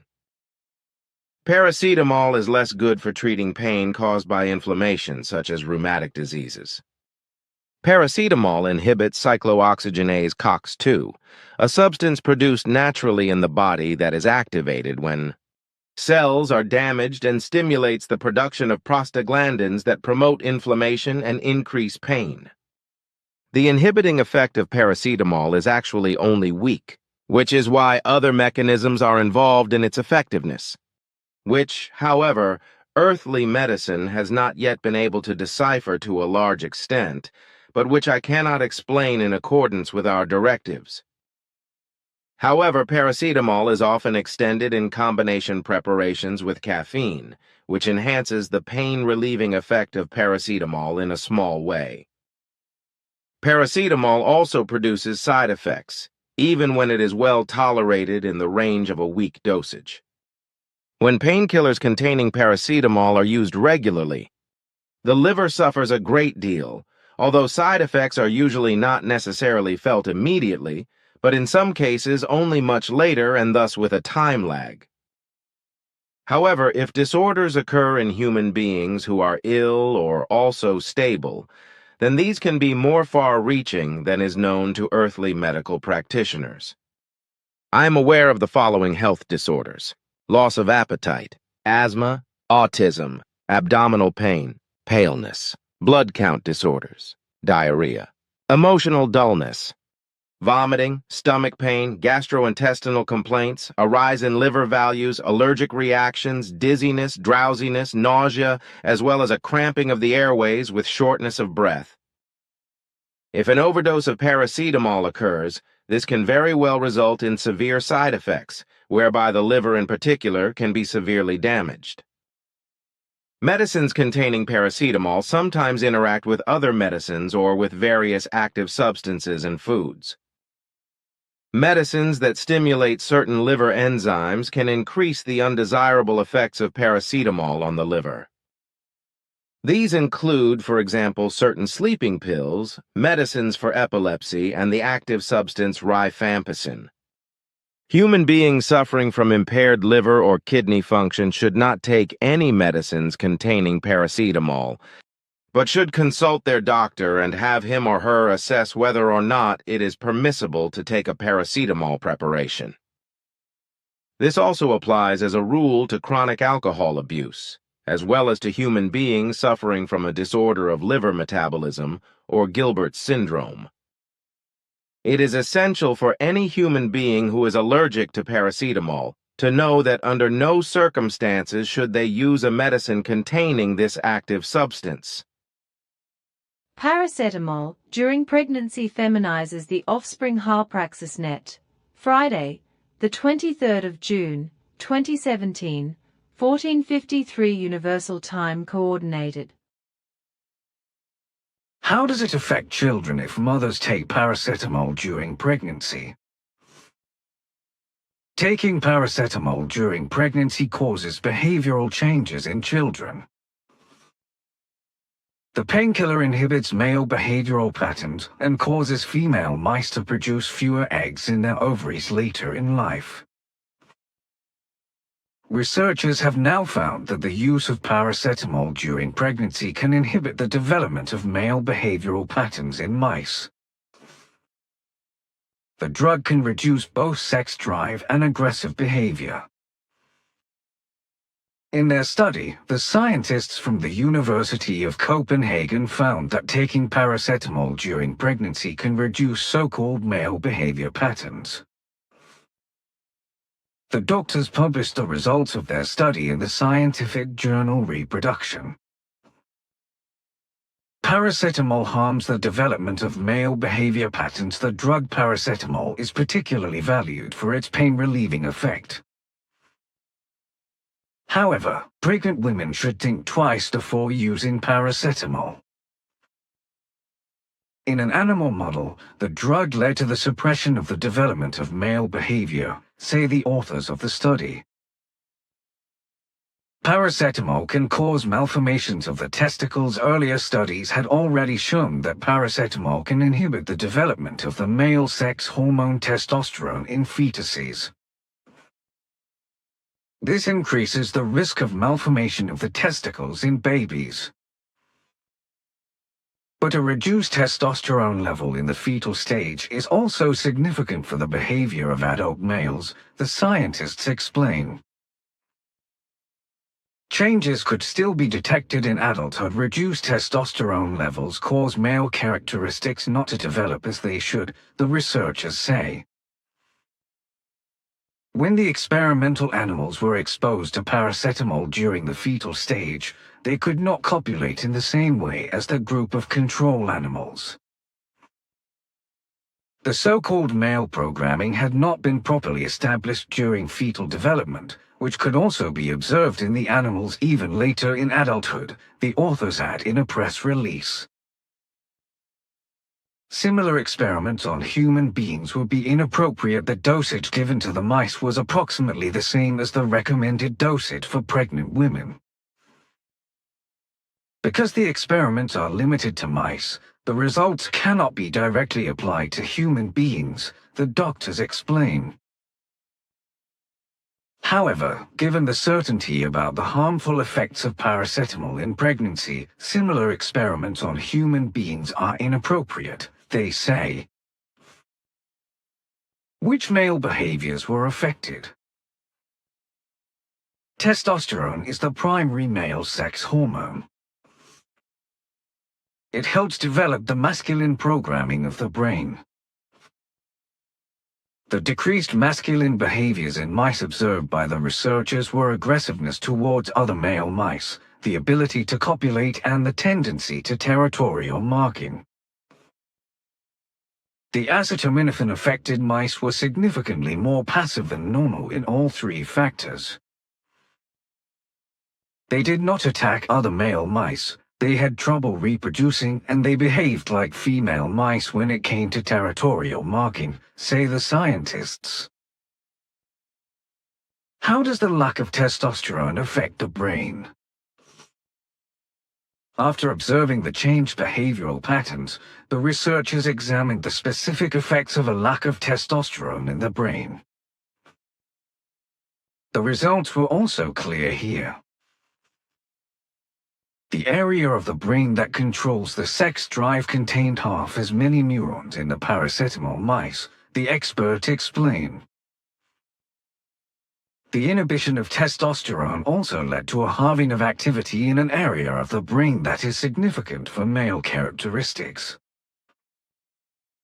Effects on female mice. This study focused on the effect of paracetamol on male characteristics. However, the use of paracetamol during pregnancy also affects the later life of female mice, the study authors explain. In 2016, for example, another study found that female mice had fewer eggs in their ovaries if their mothers received paracetamol during pregnancy. This led to these mice becoming infertile more quickly. As source, the.sot.net. Another worrying side effect. Painkiller paracetamol leads to emotional blunting. Health Center, Wednesday, the 22nd of April, 2015, midnight UTC. An unusual side effect has been discovered for the well-known pain-relieving drug paracetamol. It dulls emotions. Over-the-counter painkillers have many side effects. Most of them are gastrointestinal complaints.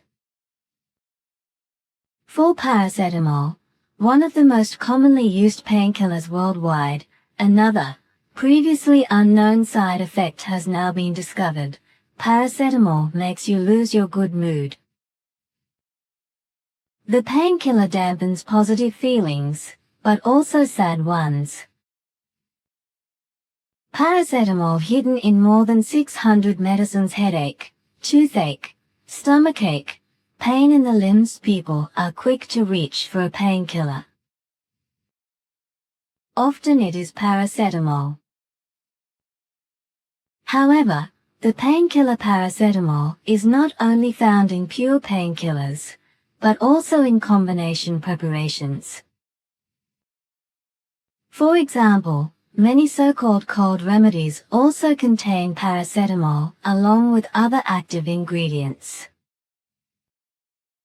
Paracetamol is also available in combination with other painkillers, with caffeine, with vitamin C, with antispasmodics, etc. depending on which symptoms are to be combated. And so there are more than 600 medicines on the market worldwide that contain paracetamol in some form. In the USA, about a quarter of the total population, more than 80 million human beings, are currently taking paracetamol. Paracetamol side effects: asthma, autism and liver damage. Basically, paracetamol is quite well tolerated. Also, it is believed, because the side effects are not necessarily felt immediately, but in some cases only after a considerable time delay, something that especially children suffer from. It is suspected that paracetamol, if taken by a pregnant woman, can promote the development of autism in the child. Also, when children are given medicines containing paracetamol for fever, these are said to be able to noticeably increase not only the risk of autism, but also the risk of asthma. When paracetamol is used regularly, the liver also suffers greatly.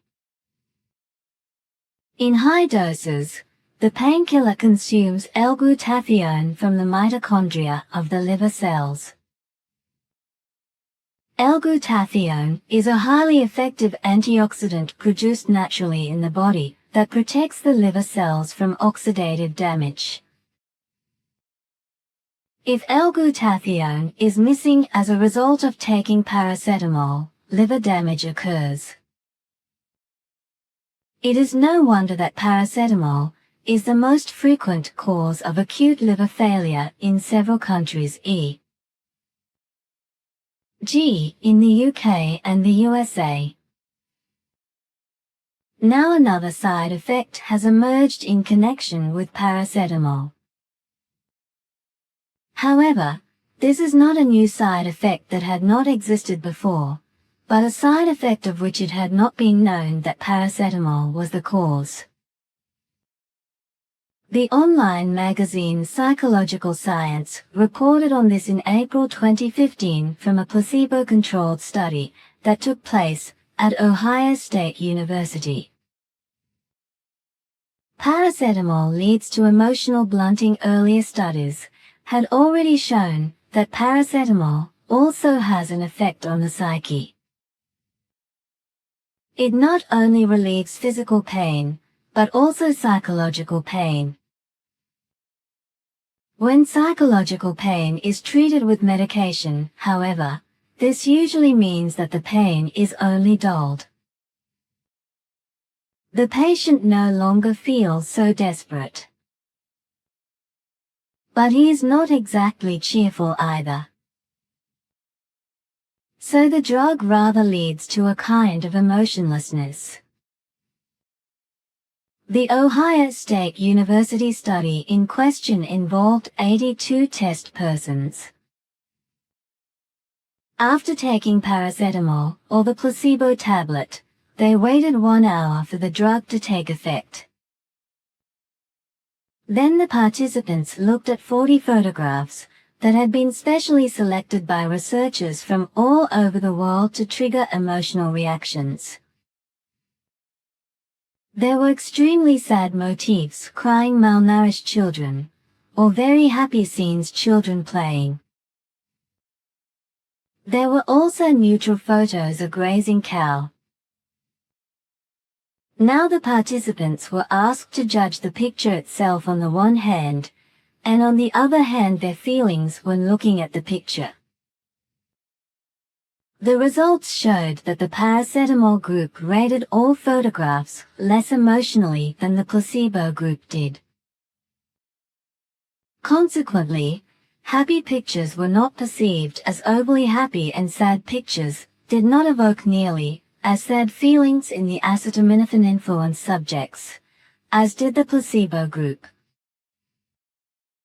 People taking paracetamol no longer experience the same emotional highs and lows as other human beings, the scientists explained.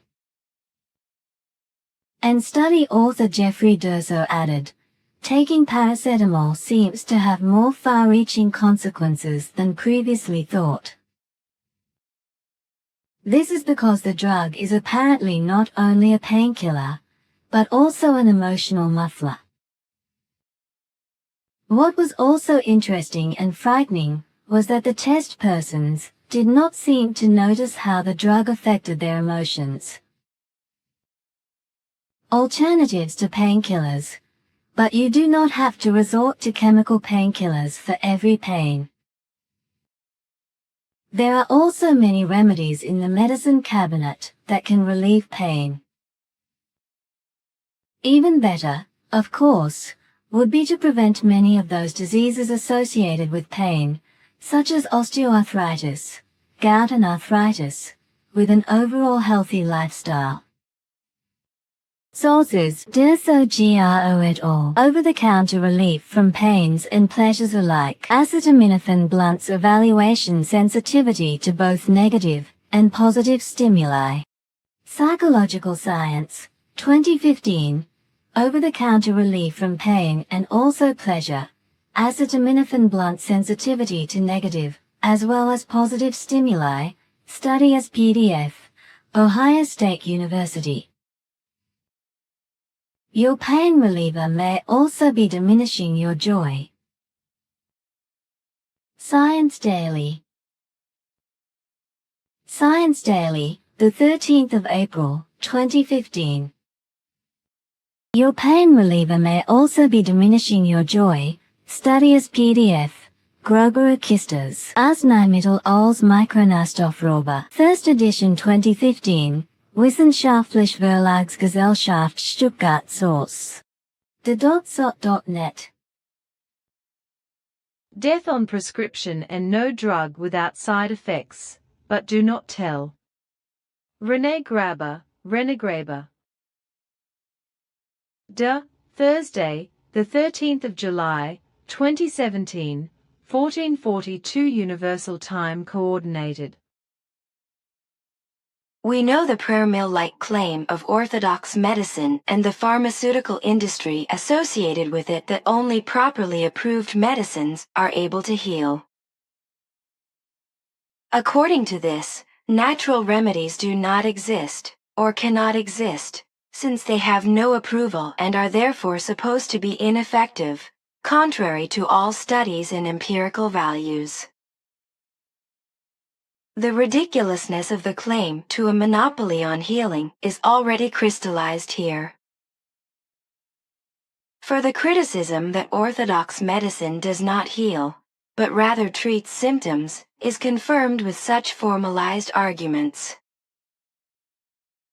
If one has appropriated this crude logic for oneself, then one also has the ideal blinkers on that block out the view of the negative consequences of numerous medical prescriptions. And with that, the rosy picture of classical medicine would have become reality. And before I am accused of something again, this is not about the fact that I would like a good surgeon to operate on me when my leg is no longer where it should be.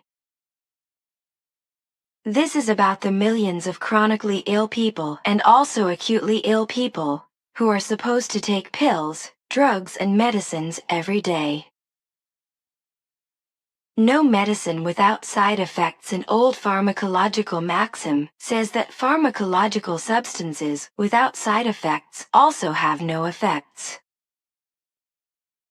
Or in other words, the better a substance works, the higher the probability of unwanted other effects, called side effects for short. And one of these side effects is death. The extent to which orthodox medicine represses or suppresses this truth is documented by its anti-scientific approach to these facts. This ideology has consequences for the way medicines are newly approved. For the pharmaceutical industry is allowed to build its own studies and thus be its own judge. And this practice has consequences for patients, which I have already described in a plethora of posts. Vaccination against cervical cancer more than controversial, antacids, questionable remedies for heartburn, severe side effects of ADHD drug Strattera, Xarelto, drug of choice or drug of torment. Rotavirus vaccination, recommendation for costly side effects, suffering with cortisone injections or killing me softly. Fat blockers, the underestimated danger of side effects, the best drugs for getting sick. Cortisone therapy, undesirable side effects, medication side effects, diabetes. Medication side effects, understanding and preventing them, acetylsalicylic acid. Effects, side effects, dosage, studies and interactions, biologics in rheumatism therapy, good effect, good side effect, blood pressure medication, side effect, stroke. Well-known cancer drug, more harm than good? Death on prescription that do not tell. Death on prescription, that was the title of a program on ARD in 2000, in which a renowned pharmacologist from Bremen, Professor Schonhofer, whose specialty is research into the side effects of medicines, has his say. He assesses the approach of the pharmaceutical industry as follows. Profit is often more important than the patient. Drugs are often rushed onto the market. Using the example of a now practically unknown drug, the antibiotic Trovim, the principle behind this desolate practice is explained. The antibiotic from the Pfizer company was only on the market for 1 year. Due to severe side effects plus deaths, it was taken off the market again. At least, one might almost think. But actually such a substance should never have been approved. The studies before approval showed elevated liver values in the test persons, but the manufacturer swept this under the carpet. Pfizer even officially claimed that Trovim was the best studied drug ever and even better documented than penicillin. After 1 year, the best studied drug of all time was off the market. For Professor Schonhofer, it was clear that the approval of this substance could not be based on scientific principles, but solely on profit motives, as he put it. This is only one example of many, and thus not an exception that confirms any rule. Rather, it seems to be the rule where one has to look for an exception. While we are on the subject of antibiotics, there is also the unpalatable group of fluoroquinolones. A great thing. According to Professor Schonhofer's calculations, at that time there were 16,000 deaths a year due to side effects of the drugs, half of which could have been avoided. And at that time, according to his statements, there were still more than 20,000 drugs on the market for which there had been no approval at all. But that was in the year 2000. Here the hypocrisy of orthodox medicine and the pharmaceutical industry becomes particularly clear, who demand approval, re-evaluation, reapproval, etc. for natural remedies that have been tried and tested for decades, but are themselves not in the least prepared to have their own chemical filth subjected to scientific testing. And since little seems to have changed in this practice, the 16,000 deaths from 2000 in 2013 has increased evidence-based and significantly to 58,000 deaths from drug side effects.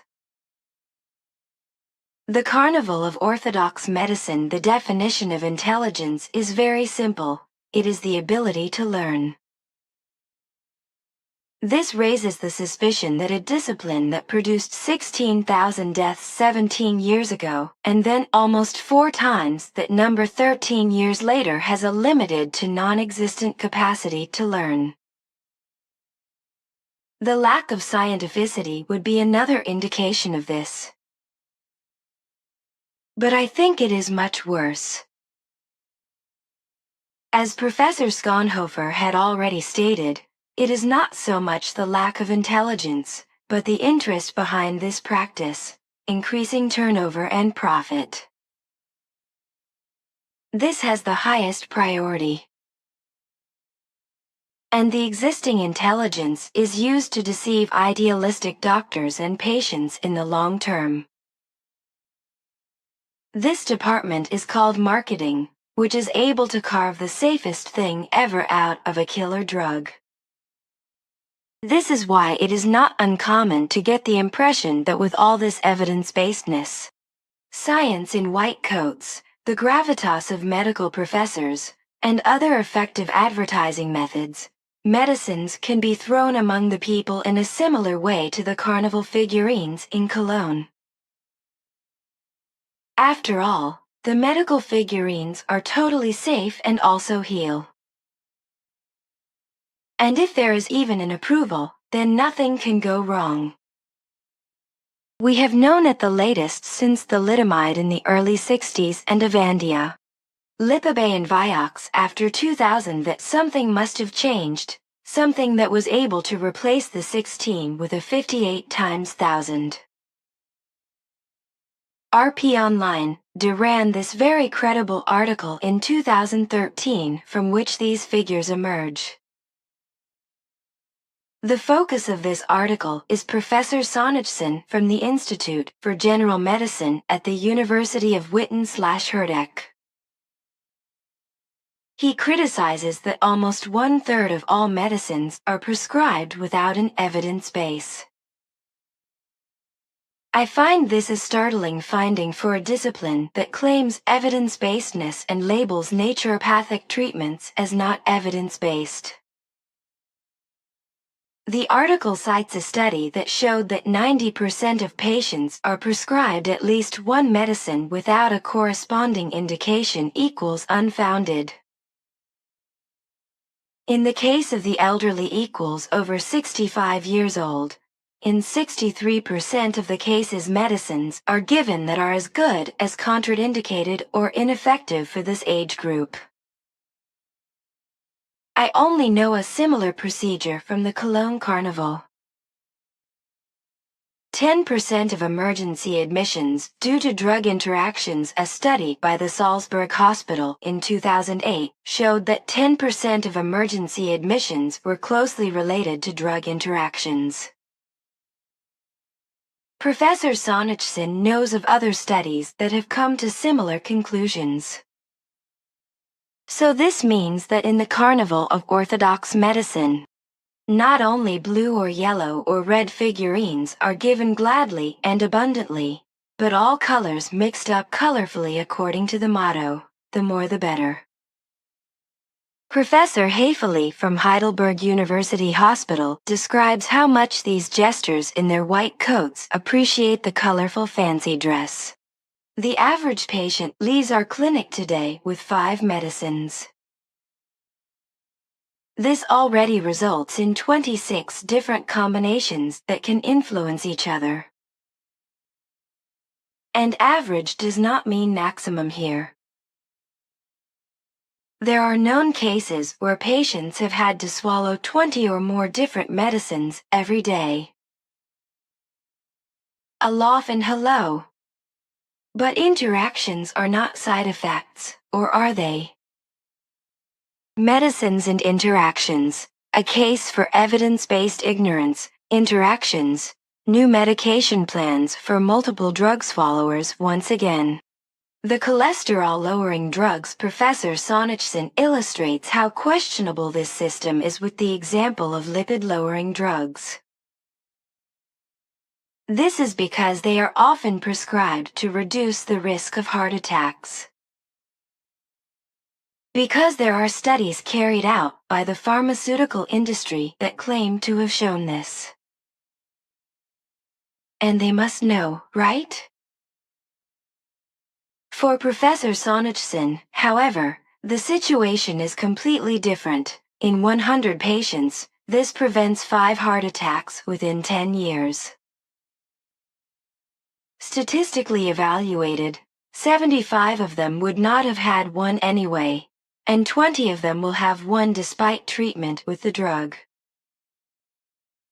The risk of side effects and the nature of side effects are rarely mentioned here. For if the priority were the safety of the medication, then Ash Wednesday would have been long ago in orthodox medicine. And I have also written a booklet on this stuff. Prognosis inhibition and the watering can principle. The article gives an interesting explanation for this phenomenon in Germany. He sees the cause in the fact that in Germany, prescribing is inhibited by prognosis. This means that it is a watering can principle that includes everyone who has a certain risk, which in turn can be derived from threshold values for certain laboratory values. So anyone who has a cholesterol value of more than 200 is a risk patient from the point of view of orthodox medicine, if only statistically. But that is enough to expose this patient to a bag full of risk for side effects. After all, the statistics have proven it. Well, and if the patient, for example, also exceeds, as is not uncommon, sustainably lowered threshold values for prediabetes and hypertension, then the doctor reflexively reaches for the prescription pad to add a few more colorful tidbits. We all know how differently patients' organisms function, which is also due to differentiated genetics.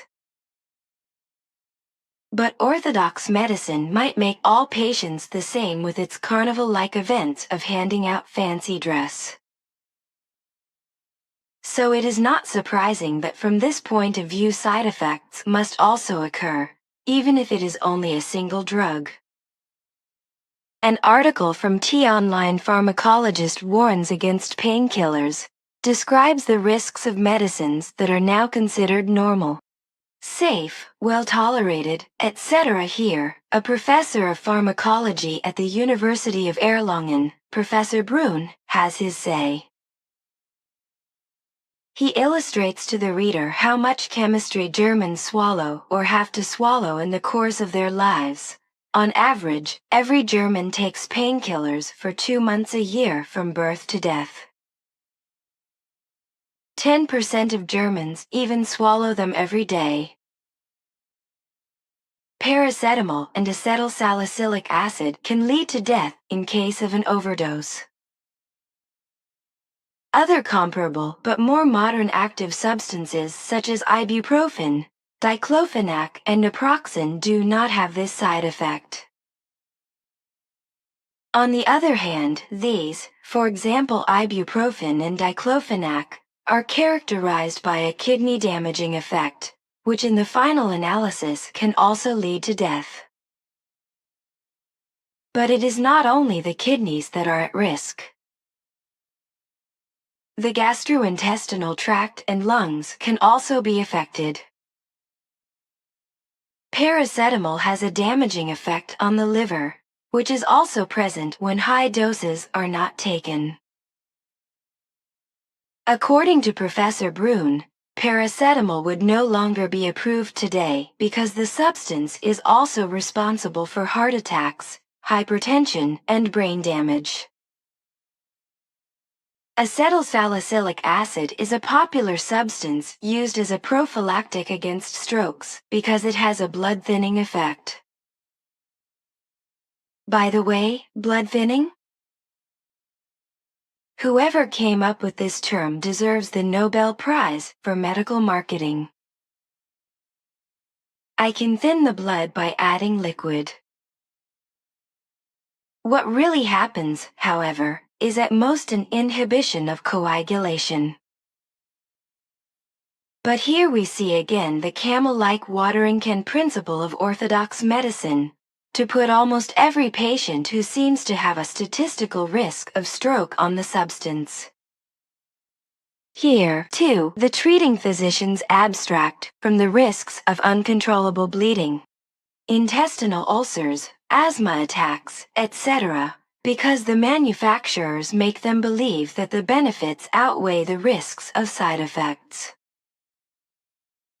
Focus quotes a Swedish study from the University of Linköping, according to which by far the most frequent fatal side effects were hemorrhages that occurred after taking blood-thinning drugs. Since we are also talking about painkillers, which are taken extensively and with pleasure, another critical point is added. And that is the elimination of pain as a warning signal by a chemical cudgel. This ignoring of the body language of the organism alone can lead to lasting complications if the cause of the pain is not recognized and eliminated. But treating the cause has hardly any priority in orthodox medicine. This is nothing new. No wonder, then, if these substances are prescribed or recommended by the medical profession. A Danish poltergeist, and there is another professorial poltergeist in classical medicine, Professor Gotsch. Professor Gotsch is an internist and has conducted clinical trials for pharmaceutical companies for many years. He is co-founder of the Cochrane Collaboration, as well as director of the Nordic Cochrane Center at Rigshospitalet in Copenhagen. The Cochrane collaboration is known for conducting a number of meta-analyses on various issues. My reservations about meta-analyses lie in the possibility of including only selected studies in the data material, which then bring about the desired result. It seems that Professor Gotz shares this view. Data extraction errors in meta-analyses that use standardized mean differences. This is obviously another form of deliberate information laundering, as he calls it. He goes on to claim that pharmaceutical companies are not selling drugs, but lies about drugs. And the journals are nothing but information laundries for the pharmaceutical industry. Pharmaceutical industry as organized crime in a Swiss radio program, Deadly Medicine? He is quoted as calling the pharmaceutical industry an organized crime. One reason for these allegations is the fact that pharmaceutical companies themselves are allowed to decide how their new product is tested. They themselves decide how they evaluate the data and are also allowed to decide which of the data are passed on to the regulatory authorities. No wonder, then, that data is doctored in such a way that rosy clouds float in the pharmaceutical sky, sold to us by pharmaceutical marketing as new breakthroughs. When the evidence-based reality comes crashing down on patients, the pharmaceutical companies are only concerned that before the new substance is withdrawn from the market, at least the development costs can be recouped, even if it costs a few lives. How can one reproach the good professor for calling these machinations criminal? Doctors, enforcers and stooges of the pharmaceutical industry, for Professor Gotz, doctors themselves are nothing more than executors and stooges of the pharmaceutical industry, who allow themselves to be corrupted by it with gifts of money, expensive meals, expensive trips disguised as further training and so on. Those who prescribe questionable medicines to their patients on the basis of these stimuli, and not on the basis of medical necessity, will sooner or later cause a pharmacological disaster for some of their patients. The patients who will then be affected are those who are the worst off and who depend on good medical care. The healthier ones withstand the pharmacological stress more or less well, indicating that they would also have coped well without seeing a doctor. The fragile patients, on the other hand, collapse under the pharmacological load and become part of a disastrous statistic for side effects and perhaps fatal consequences. The U.S. took 500 cold and allergy drugs off the market in 2016 alone. The number of drugs that were supposedly approved on the basis of evidence, but then removed from the market after a few years is now virtually unmanageable. In 2016 alone, the American FDA took 500 medicines for colds and allergies off the market. Reason: health concerns. This situation seems to confirm the assumption that approvals are nothing but an elaborate form of government marketing for the healthcare system. With a marketing authorization, one can always argue that one has the state's blessing for the substance one is bringing to the people. Approval and drug safety are seen as synonymous, but this quickly goes up in smoke when one looks at the reality. If approved drugs were safe, why are so many withdrawn from the market?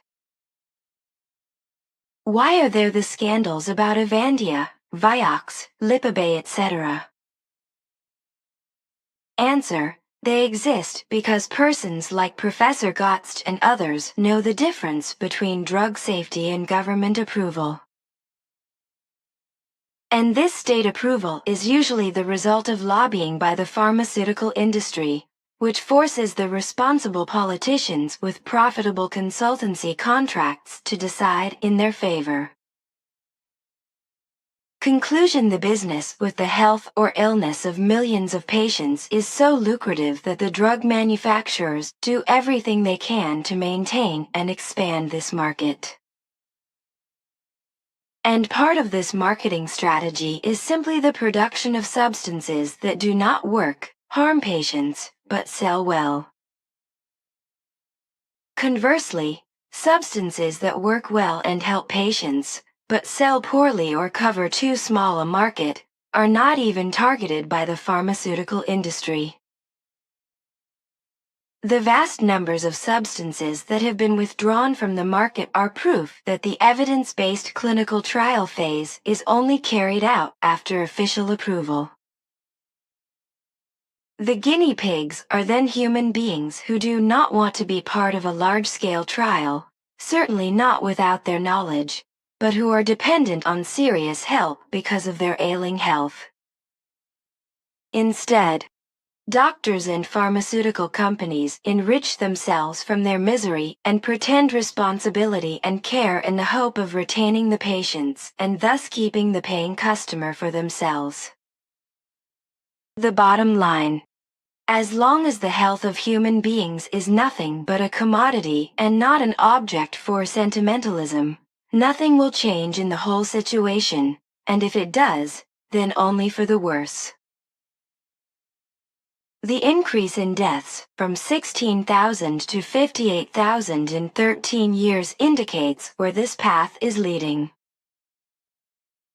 Why another approval?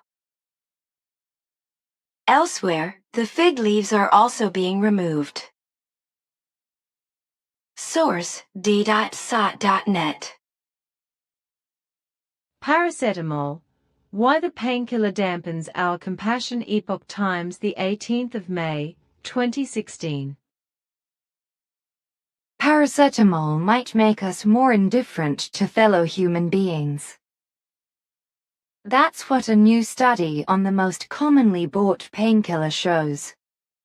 A new study by researchers at Ohio State University shows that taking the popular painkiller paracetamol not only reduces pain, but also decreases empathy for physical and social pain experienced by other human beings. Participants in the study who had taken paracetamol rated the unhappiness of others as lower compared to participants who did not take painkillers.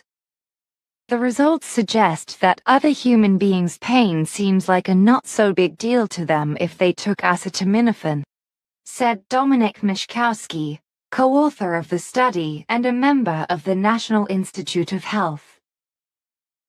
Acetaminophen paracetamol can reduce empathy and also act as a painkiller. Mishkowski led the study with Baldwin Way, an assistant professor of psychology, and Jennifer Crocker, a professor of psychology at Ohio State University. Their findings were published online in the journal Social Cognitive and Affective Neuroscience. Paracetamol is the most common ingredient in medicines. Acetaminophen, the main ingredient in the painkiller Tylenol, is the most common ingredient in medications in the United States, found in more than 600 drugs, according to the trade group the Consumer Healthcare Products Association (CHPA). Each week, more than 23% of American adults, about 52 million human beings, take a drug that contains acetaminophen, CHPA reports. In an earlier study, Baldwin Way and colleagues found that acetaminophen also blunts positive emotions such as joy. Taken together, the two studies suggest there is still a lot to learn about one of the most popular over-the-counter and without a prescription medications in the United States. We do not know why acetaminophen has these effects, but it is concerning, said Way, the study's lead author. Empathy is important. If you are having an argument with your spouse and you've just taken paracetamol, this research suggests you might be less able to understand what you did that hurt your spouse's feelings. Paracetamol deprives human beings of ability to empathize with others. The study procedure is reported by Die Welt as follows. For their study, the researchers recruited 80 college students. 40 of them were given a drink containing 1,000 milligrams of paracetamol, a dose that is also available in Germany without a prescription. The other 40 students were given a drink that did not contain any active ingredient. None of the test subjects knew which group they belonged to. After an hour, the researchers asked the students to read 8 short stories in which someone had a painful experience, a cut, for example, or the loss of a loved human being. The students were asked to indicate on a scale how much pain they thought the person in each story felt. Just as the researchers had suspected, those who had taken paracetamol rated the pain as less bad than those who had been given the drug-free drink. Next, they checked the result in a second experiment. They divided 115 more students into 2 groups, one of which was given paracetamol again and the other a placebo. All the subjects heard a very loud noise. They were asked to state how unpleasant they found it and then imagine how unpleasant others would find it. This also showed, under the influence of the painkiller, the noise seemed less bad to the students. And they also believed that others would feel the same way. Finally, the researchers had the test persons watch a video game sequence in which a person was excluded from a team. In this way, they checked whether someone else's perception of a socially painful experience also suffered when the test persons had taken the painkiller.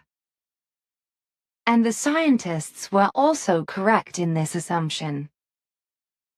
Paracetamol, the researchers summed up, has psychological side effects that have received little attention so far. It deprives human beings of the ability to empathize with others. MH, source, www.epochtimes.de. Thanks. Your comments are certainly important for many, because as I know, nearly 600 human beings die every year in the USA alone from liver damage caused by painkillers containing paracetamol. But human beings can also die if they drink too much, which we have already talked about. But I have a little note on this from a magazine. Drinking too much. No, we are not talking about alcohol or soda pop. We are talking about normal water. And yes, you should drink about 3 liters of water a day to avoid dehydration. But if you overdo it, you risk dying unnecessarily. If you drink too much in a short time, you can get water intoxication. The kidneys cannot process this flood, and the water accumulates in the brain and lungs. Even if you do not die from it, water intoxication leads to nausea, headaches, and disorientation. We have already talked about this several times, and what this little note says is correct as far as it goes, except for the fact that human beings have to drink 3 liters of water a day. This is not true, because the whole of the daily liquid requirement of human beings is completely different from person to person, as you yourself know. On the one hand, the physical daily requirement is dependent on the body's constitution, but on the other hand, it is also dependent on health and the activity that is being carried out. Furthermore, the respective daily and national climate is also important, as well as physical control, which includes the need for fluids. So the daily fluid requirement for the organism can be very small or even larger than 3 liters per day. Consequently, a statement of 3 liters as a daily requirement is extremely misleading. I know, because I myself often drink no more than 1 or 2 deciliters of water, if that, and also only to take my medication. Maybe once in a while I'll add 1 or 2 coffees to that, but that's not a habit, and one of those is about 1.5 deciliters. If the whole 3 liters a day thing were true, I should have dried up and died long ago. Even when I was in very dry and hot areas and also in deserts during my globetrotting, I never drank much, and therefore did not sweat, for I never drank more than at the very most 1 to 2 liters of bitter tea without sugar per day. I am aware of that. Good. Then now a question, because I am asked again and again from all over the world in relation to the events of 2001, when the double attack on the World Trade Center in New York took place on 11.9. 2001 and the crazy conspiracy theory arose from this that the US government and the CIA themselves had planned and carried out this catastrophe. At the time, however, you expressly stated that this was absolute nonsense, because the conspiracy theory had come about and been circulated particularly because many people had heard several explosions that had allegedly been caused by explosives, and for which the blame was conspiratorially placed on the US government and the CIA. But you have explained that these explosions did take place, not because of explosives, but because the many tons of aluminium from the destroyed aircraft melted as thinly as water, and developed tremendous heat and exploded when they came into contact with the water from the sprinkler systems. Because such thinly liquid aluminium is highly explosive when it comes into contact with water, as you have explained. And the immense heat of the aluminium, which is as thin as water, also melted the steel girders, whose protective concrete shells were torn open by the impact of the planes and exposed the steel, which could not withstand the great heat. According to your explanation, this made it possible for the steel girders to melt, and for them to collapse, and also for the towers to collapse. But you said, I do not know why, because I never ask for such explanations, that I should keep silent for at least 15 years and not say anything, just as I should not write anything down about it. But now this time is over, and moreover I am asked again and again why the World Trade Center event is supposed to be a conspiracy theory. Hence the question whether I am now allowed to speak openly about it and give a correct answer to the questioners. Today there is nothing to prevent you from answering questions. But the reason why I had to impose silence on you is based on our directives, which did not allow us to reveal facts that first have to be investigated. You mean in terms of scientific investigations that need to be conducted by Earthlings? Exactly. And such investigations have been going on for some time in the correct manner. Consequently, the experts are on their way to the correct findings. Interesting, though, what took them more than 15 years. But that is understandable, because the cogs of science to their findings and progress turn slowly on Earth. That will change in the more distant future. I suppose that will be possible, so tell me, are you familiar with SOM1-01, the alien manual UFO, or whatever it is called? Yes, why? I got the following about it from Wikipedia on the internet, about which an Andreas Kramer wrote the following on the 5th of July 2016. Mystery News. In March 1994, UFO expert Don Berliner received an envelope after an air show, which he immediately opened. He had the film roll inside developed and was astonished when he saw the finished pictures. The pictures were the photograph pages of a manual entitled SOM1-01 from April 1954, which contained protocols for the recovery and removal of extraterrestrial objects.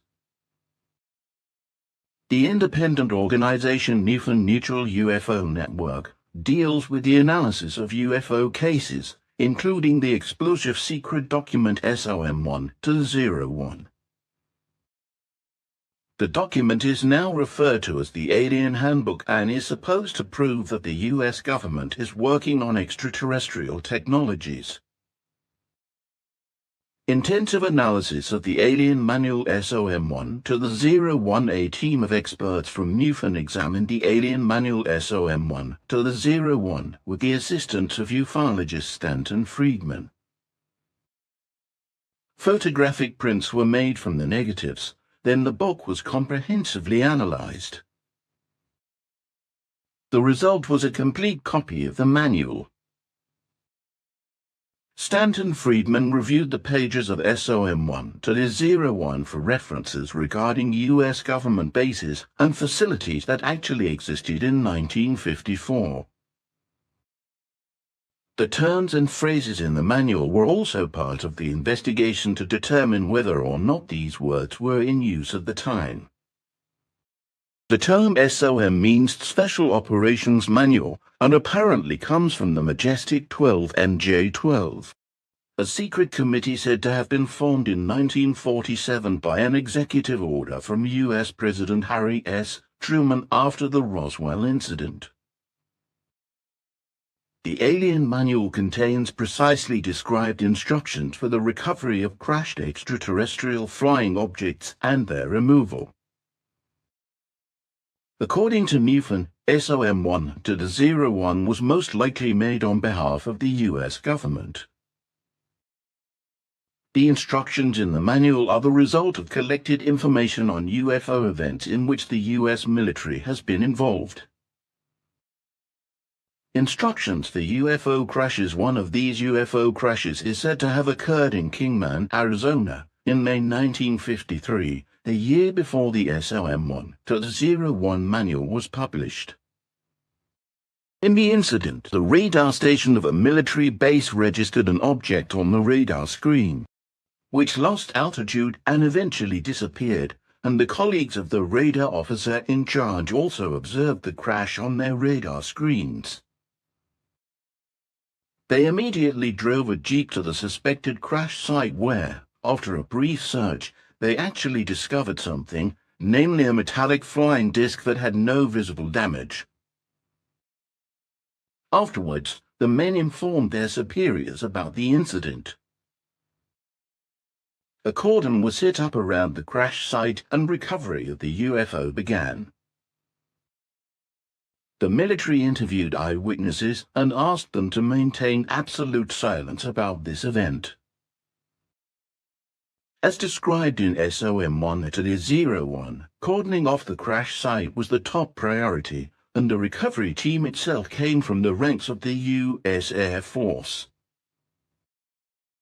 According to the alien manual, the entire area was subsequently cleared and unauthorized personnel were ordered to leave the site immediately. All eyewitnesses interviewed were also ordered to leave the area and were not allowed to speak a word about their observations. In April 1954, SOM1-01 was issued, which meant that the military must have already had experience with the recovery of extraterrestrial flying objects. Incidentally, at the heart of all the provisions of SOM1-01 is absolute secrecy. The authenticity of the secret document is considered controversial even among experienced ufologists, but events involving UFOs in which the U.S. military was involved may have influenced the alien manual. In the Roswell incident in July 1947, when a crashed UFO was recovered by the U.S. Air Force, the military worked with obscuration strategies, according to Muffin. At the time, the military had not yet recovered a UFO, so no rules existed at the time for dealing with the press. The U.S. Air Force covered up the truth about the Roswell incident with the story of a crashed weather balloon.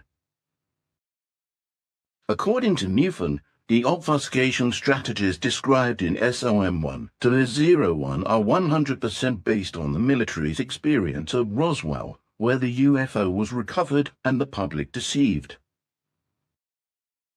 The obfuscation strategies prescribe publishing a denial and silencing the press and eyewitnesses by exposing them to ridicule. Based on MUFON's analysis, the alien manual SOM1-01 has a high degree of authenticity, but we will never know if the secret document is genuine. To that now, what is the story behind this, if I may ask you about it? I am aware of all this and more, but I am bound by our directives, which do not allow me to state the effective facts. However, should you still be interested, I can give you information in secrecy. I would be interested, but then we can talk privately, and I can also remain silent, as you know. Then something else.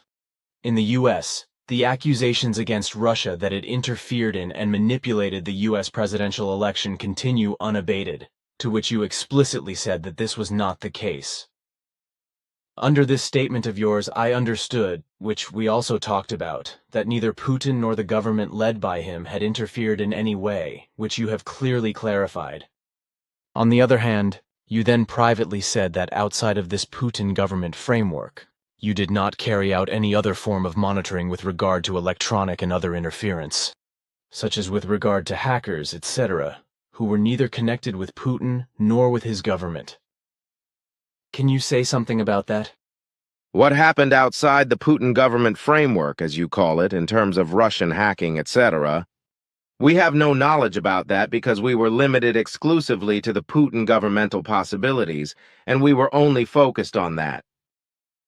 If Russian hackers interfered in the presidential election in a purely private manner, then that falls outside our findings. So that possibility could exist in some circumstances? Maybe. But we do not know that. And on the other hand, it is also not of importance for us. Which is why we did not try to clarify this and will not do so, because the whole thing is trivial all around, and would also have had no influence on the American presidential election. Thanks. Your answer is good enough for me. Another question. Are you aware of anything concerning a secret space shuttle X-37B of the U.S. military, about which it is written that the name alone of this spaceship sounds mysterious, and that this shuttle has already flown 4 times on behalf of the U.S. Air Force into near-Earth space? However, those responsible would not say a word about its concrete mission and the results. These flights must have collected a lot of data, because this 8.8-meter object, which flies like a drone without a crew, has spent almost 6 years in Earth orbit since 2010, with the last flight, which lasted 718 days, ending on the 7th of May 2017. Officials claim that this is just testing a future spacecraft technology. Which of course is not true, as I think you also assume. In fact, we are aware of the whole thing, but our directives forbid you to talk about it. Correct, because these are secret matters that we are not allowed to interfere in or disclose information that we know. You keep saying that. As you also recently stated in response to my private question regarding the so-called Black Knight satellite, or Black Knight, that you are not allowed to say anything officially, but to me under secrecy, you are. Which you also abide by. It may seem strange to you at times because our directives contain information and declarations of secrecy which seem a little strange to you, but which are perfectly justified, whatever you understand, when I explain the whole thing to you. After all, it was only an observation and not an attack or a rebuke, dear friend. I did not take it that way either. Then it is good, but now I have something else that interests me, and which I am sure you can speak openly about. And that is in regard to the weather conditions that are coming further on, after the hurricanes in the USA and further down, if you know anything future about that. I told you some time ago that I do not always want to be informed about future events, because such predictions always bother me. But I am always being harassed about what the future will bring, and that it would be fair if some predictive knowledge were released for those human beings who are really interested in it, and who also heed warnings and behave accordingly. But on the other hand, you also said that you would no longer have to make predictions yourselves via your new foresight technology, but that the new apparatuses would do this independently for over 40 days at a time. That is correct. And if you really want to be informed about these previews, at least with regard to important events, then I can, of course, give you the necessary information, which you can then also openly mention, while others, which are covered by secrecy, well, as far as your question is concerned, during and also after the passage of the hurricanes, which will cause very serious damage and destruction in the southeast of the USA as well as on the islands to the south, such as Cuba, such severe storms will also break over Europe. Elemental storms up to hurricanes and tornadoes with speeds of up to 150 kilometers per hour, possibly more, will rage equally in northern and southern Europe. In other words, violent storms will occur from the North Sea to the Mediterranean and from the Atlantic to the Far East, and thus as far as the Pacific. Africa will also be affected in some places, as will the Near East, Southeast Asia, and Asia proper, with China, Japan, and other areas there being particularly affected in the near future, as well as the vast expanses of the Pacific and the verses of the islands as far down as New Zealand. Everywhere there will be great damage and destruction, and human lives will be lost, from which also Europe from north to south and from west to east will not be spared.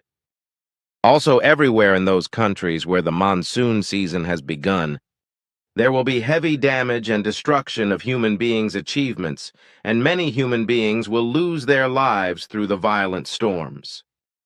And to all this, it is also to be said that all stormy weather will increasingly become stronger and more violent in its entire scope. As my father and you announced in the 1940s and 1950s, and you wrote warnings to this effect and sent them to governments and various organizations worldwide. But also in old prophecies and predictions of Jeremiah and Emmanuel, the events that are taking place now and also in the future time were announced. As for example with the statement, "The time of great trouble is coming, and earthquakes and great storms, and waters tossing to and fro without end." But the fact is that none of the responsible people who received your warnings took the necessary precautions that could have prevented a great deal of the catastrophes and disaster that are now taking place and will continue to come. Precisely in the way of a worldwide birth stop and a decisive birth control in order to prevent the overpopulation that is becoming ever more rapid. And in this respect, the fact is that it was only the tremendous overpopulation growth that brought about all the human machinations that caused violent and irresponsible changes in nature and its fauna and flora, as well as in the atmosphere. The whole of these degenerate machinations, which arose through the mass of overpopulation, had an absolutely destructive effect on everything of nature. Fauna, flora, and the atmosphere and degenerated into climate change, whereby, however, so much was also permanently destroyed in and on nature that it cannot be regenerated again. Also in the fauna and flora, as a result of the careless, unscrupulous, inexcusable, criminal, rash, and irresponsible machinations of Earth humans due to overpopulation and their ever greedier needs, countless species of life have become extinct, irrevocably, for all time.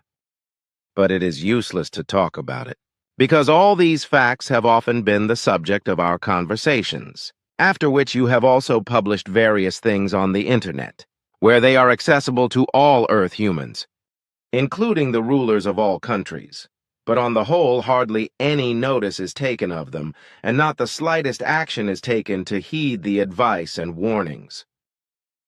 The old traditional way of doing things continues, resulting in overpopulation, more destruction of nature, and the destruction and extinction of life forms of flora and fauna. The atmosphere, too, continues to be harassed more and more, especially by industrial emissions and the exhaust fumes of exploding motor vehicles, for which an ever more rapid discrepancy is inexorably developing in relation to the ever more rapidly growing overpopulation. And the fact that everything is becoming more and more precarious with regard to the roads, as a result of the ever more rapidly growing volume of traffic, which is due to the age-related succession of offspring who are becoming capable of driving, is not recognized in any way. So because the roads and streets are becoming ever more inadequate, overcrowded and dangerous to traffic, new ones have to be built, which after only a few years are already inadequate again, so they have to be built again and again and again. This also applies to railways, air traffic, and shipping, whereby all these means of transport produce countless tons of toxic fine dust particles and exhaust fumes every day. which harm the health of many more than the majority of Earth humans, especially in towns and villages, as well as the entire fauna and flora. Many of the Earth humans, animals and plants which are harmed by these toxins, fall so badly ill through toxic fine dust particles, exhaust fumes, and all kinds of chemical emission contamination, etc., that they die of them. But what happens with roads, railways, and streets also happens with residential buildings, because new living space is needed again and again due to the growing offspring, which means that new living space has to be built all the time, which means that more and more land has to be built up, and the freedom of movement of Earth humans is restricted.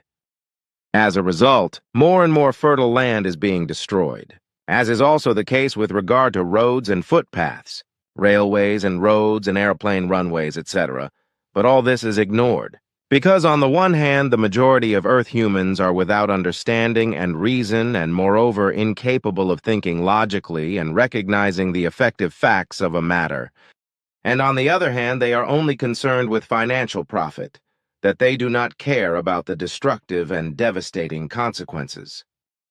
This is also the case with many more than the majority of those in power, who, in addition to thinking in terms of personal profit, are also addicted to the pursuit of power and do not care about the fact that nature and its fauna and flora are being increasingly destroyed and in some cases completely annihilated, and that the atmosphere is also being ever more catastrophically affected by toxic substances, thus also causing the climate to collapse. And so it goes on inexorably, as a result of which there is no end to all the irresponsibly caused evils. Because the excessive majority of Earth humans, first and foremost that part which should be concerned in a state-leading way with the well-being of the populations and peoples, is so self-important and power-obsessed that it only cares about personal advantages and its own well-being. The truth is that with their few decades of age, they are inexperienced youths who still live according to their false ideas and airs, which are very often threatening. Violent and querulous as well as megalomaniacally oriented towards revenge and coercion, far removed from reason and rationality, as is the case with inexperienced youths. Connected with this is the addiction to power, which in the final consequence of madness leads to wars being unleashed and peoples being forced into misery. Misery, death, and ruin, as has been the case with Earth humans since time immemorial, and from which their bulk is unwilling to free themselves. There are only big promises and words full of lies, which do not contain any seriousness, but on the contrary only deceitfulness, power, and mendacity. What can I say other than that you are right? And when I look at today's political military world situation, then I have to agree with you in particular, because in my opinion it is much more dangerous than it was during the Cold War, only that this is trivialized to the outside world. And when I think about it, I also think that an unprecedented economic catastrophe is looming. So I think that there is a tense world situation, and I might say that the small and larger wars going on around the globe, the terror and all the political and military instability makes the world a powder keg that can blow up at any time. A situation is prevailing that is coming to a head more and more, whereby the whole thing worldwide clearly and generally corresponds to a chaos that is incomprehensible to the ordinary citizen, which is without a doubt being promoted in an underhanded and world domination greedy manner by the powerful in the USA, both by those in power and the secret services, whereby I would like to mention the CIA in particular, and also by the military. I would like to exclude Brazil, China, India, Russia, and South Africa, and the so-called SCO nations or the Shanghai Cooperation Organization from this gigantic chaos that the USA is increasingly working up. As far as I know, these countries are still independent of the USA, and therefore still truly sovereign or self-determining. However, it cannot be that these countries are left alone and unmolested by the USA, because the USA, in its delusion of world domination and world police behavior, is effectively trying to bring great chaos into these countries as well. And they do this as usual and since time immemorial, for example by instigating insidious coup attempts in these countries, as was the case in Macedonia and Venezuela, among others. But the USA also does not shy away from speculative attacks, as was and is the case with China, where the USA is flirting with a later war. Russia, too, is a constant target of US attacks, for the USA has repeatedly used the media to demonize this country, as it has done to other states. But even the financial reprisals by the IMF, also known as the International Monetary Fund, a specialized agency of the United Nations, whose headquarters is in Washington, D.C., USA are not stopped, as was the case, for example, with the central banks with regard to Greece and Brazil, or with regard to the sanctions against Persia, Iran, and Russia, as well as against North Korea, where the crazy dictator Kim Jong Un leads his bloody scepter. If we continue to look at the chaos that the USA is spreading worldwide, then this fact must also be related to Europe, specifically with regard to the fact that the EU dictatorship, as an ally, is being flooded with waves of refugees, whereby Germany in particular, or its population, is suffering from this, as are other EU dictatorship states. And it is an open secret that these refugee flows have been caused by the USA, but they have also been brought to Germany in particular by the refugee welcome culture of the incompetent and confused Chancellor Angela Merkel, because they come from countries in which so-called anti-terror wars are being waged, in which the USA is working in the front line and also in the background. And that large areas, villages, and cities have been destroyed in the process is well known, as is the fact that the ruins, etc., serve as training grounds for the terrorist militias. The fact that these U.S. terrorist machinations correspond to alleged mistakes by the U.S. administration, as well as the fact that the U.S. is obviously losing control after its interventions, such as in Afghanistan, Iraq, Libya, Syria, and in the near future also in Ukraine, is certainly no coincidence, because when everything is looked at closely, I cannot get away from the thought that everything is deliberately and purposefully being done this way.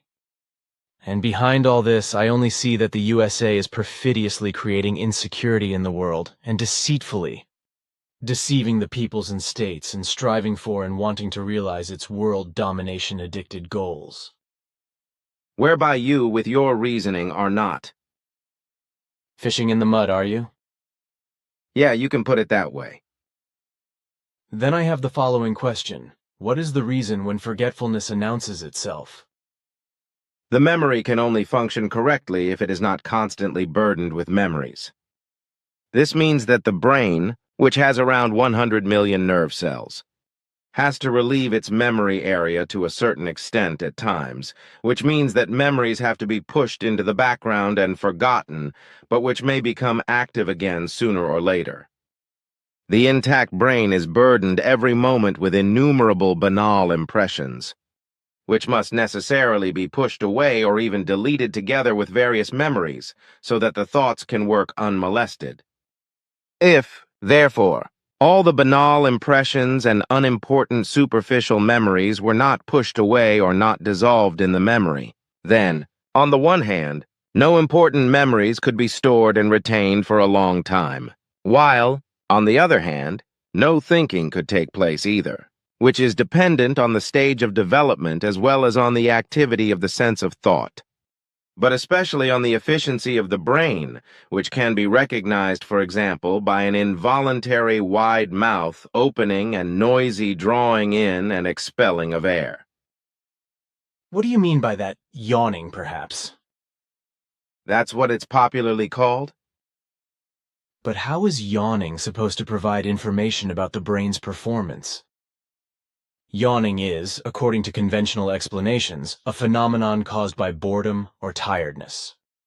This corresponds to an erroneous assertion, because the process of yawning, as you call it, arises from the activity of the brain and thus from brain power.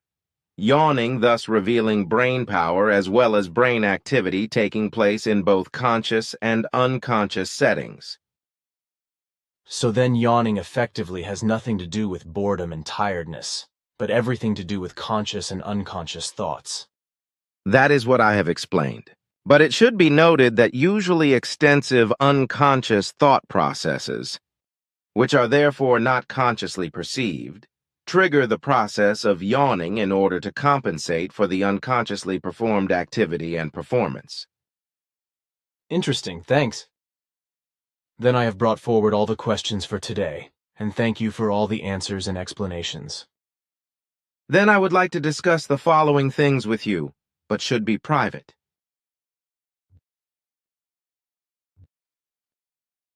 Then I will go now, but I want to tell you that Florena and Jana and I will be absent for the next few weeks. It may take until the end of September or a little longer before we return, because the time of our absence is not yet determined. Then farewell, my friend Edouard. Goodbye. Goodbye too then, Ta, dear friend. Have a good time and see you again.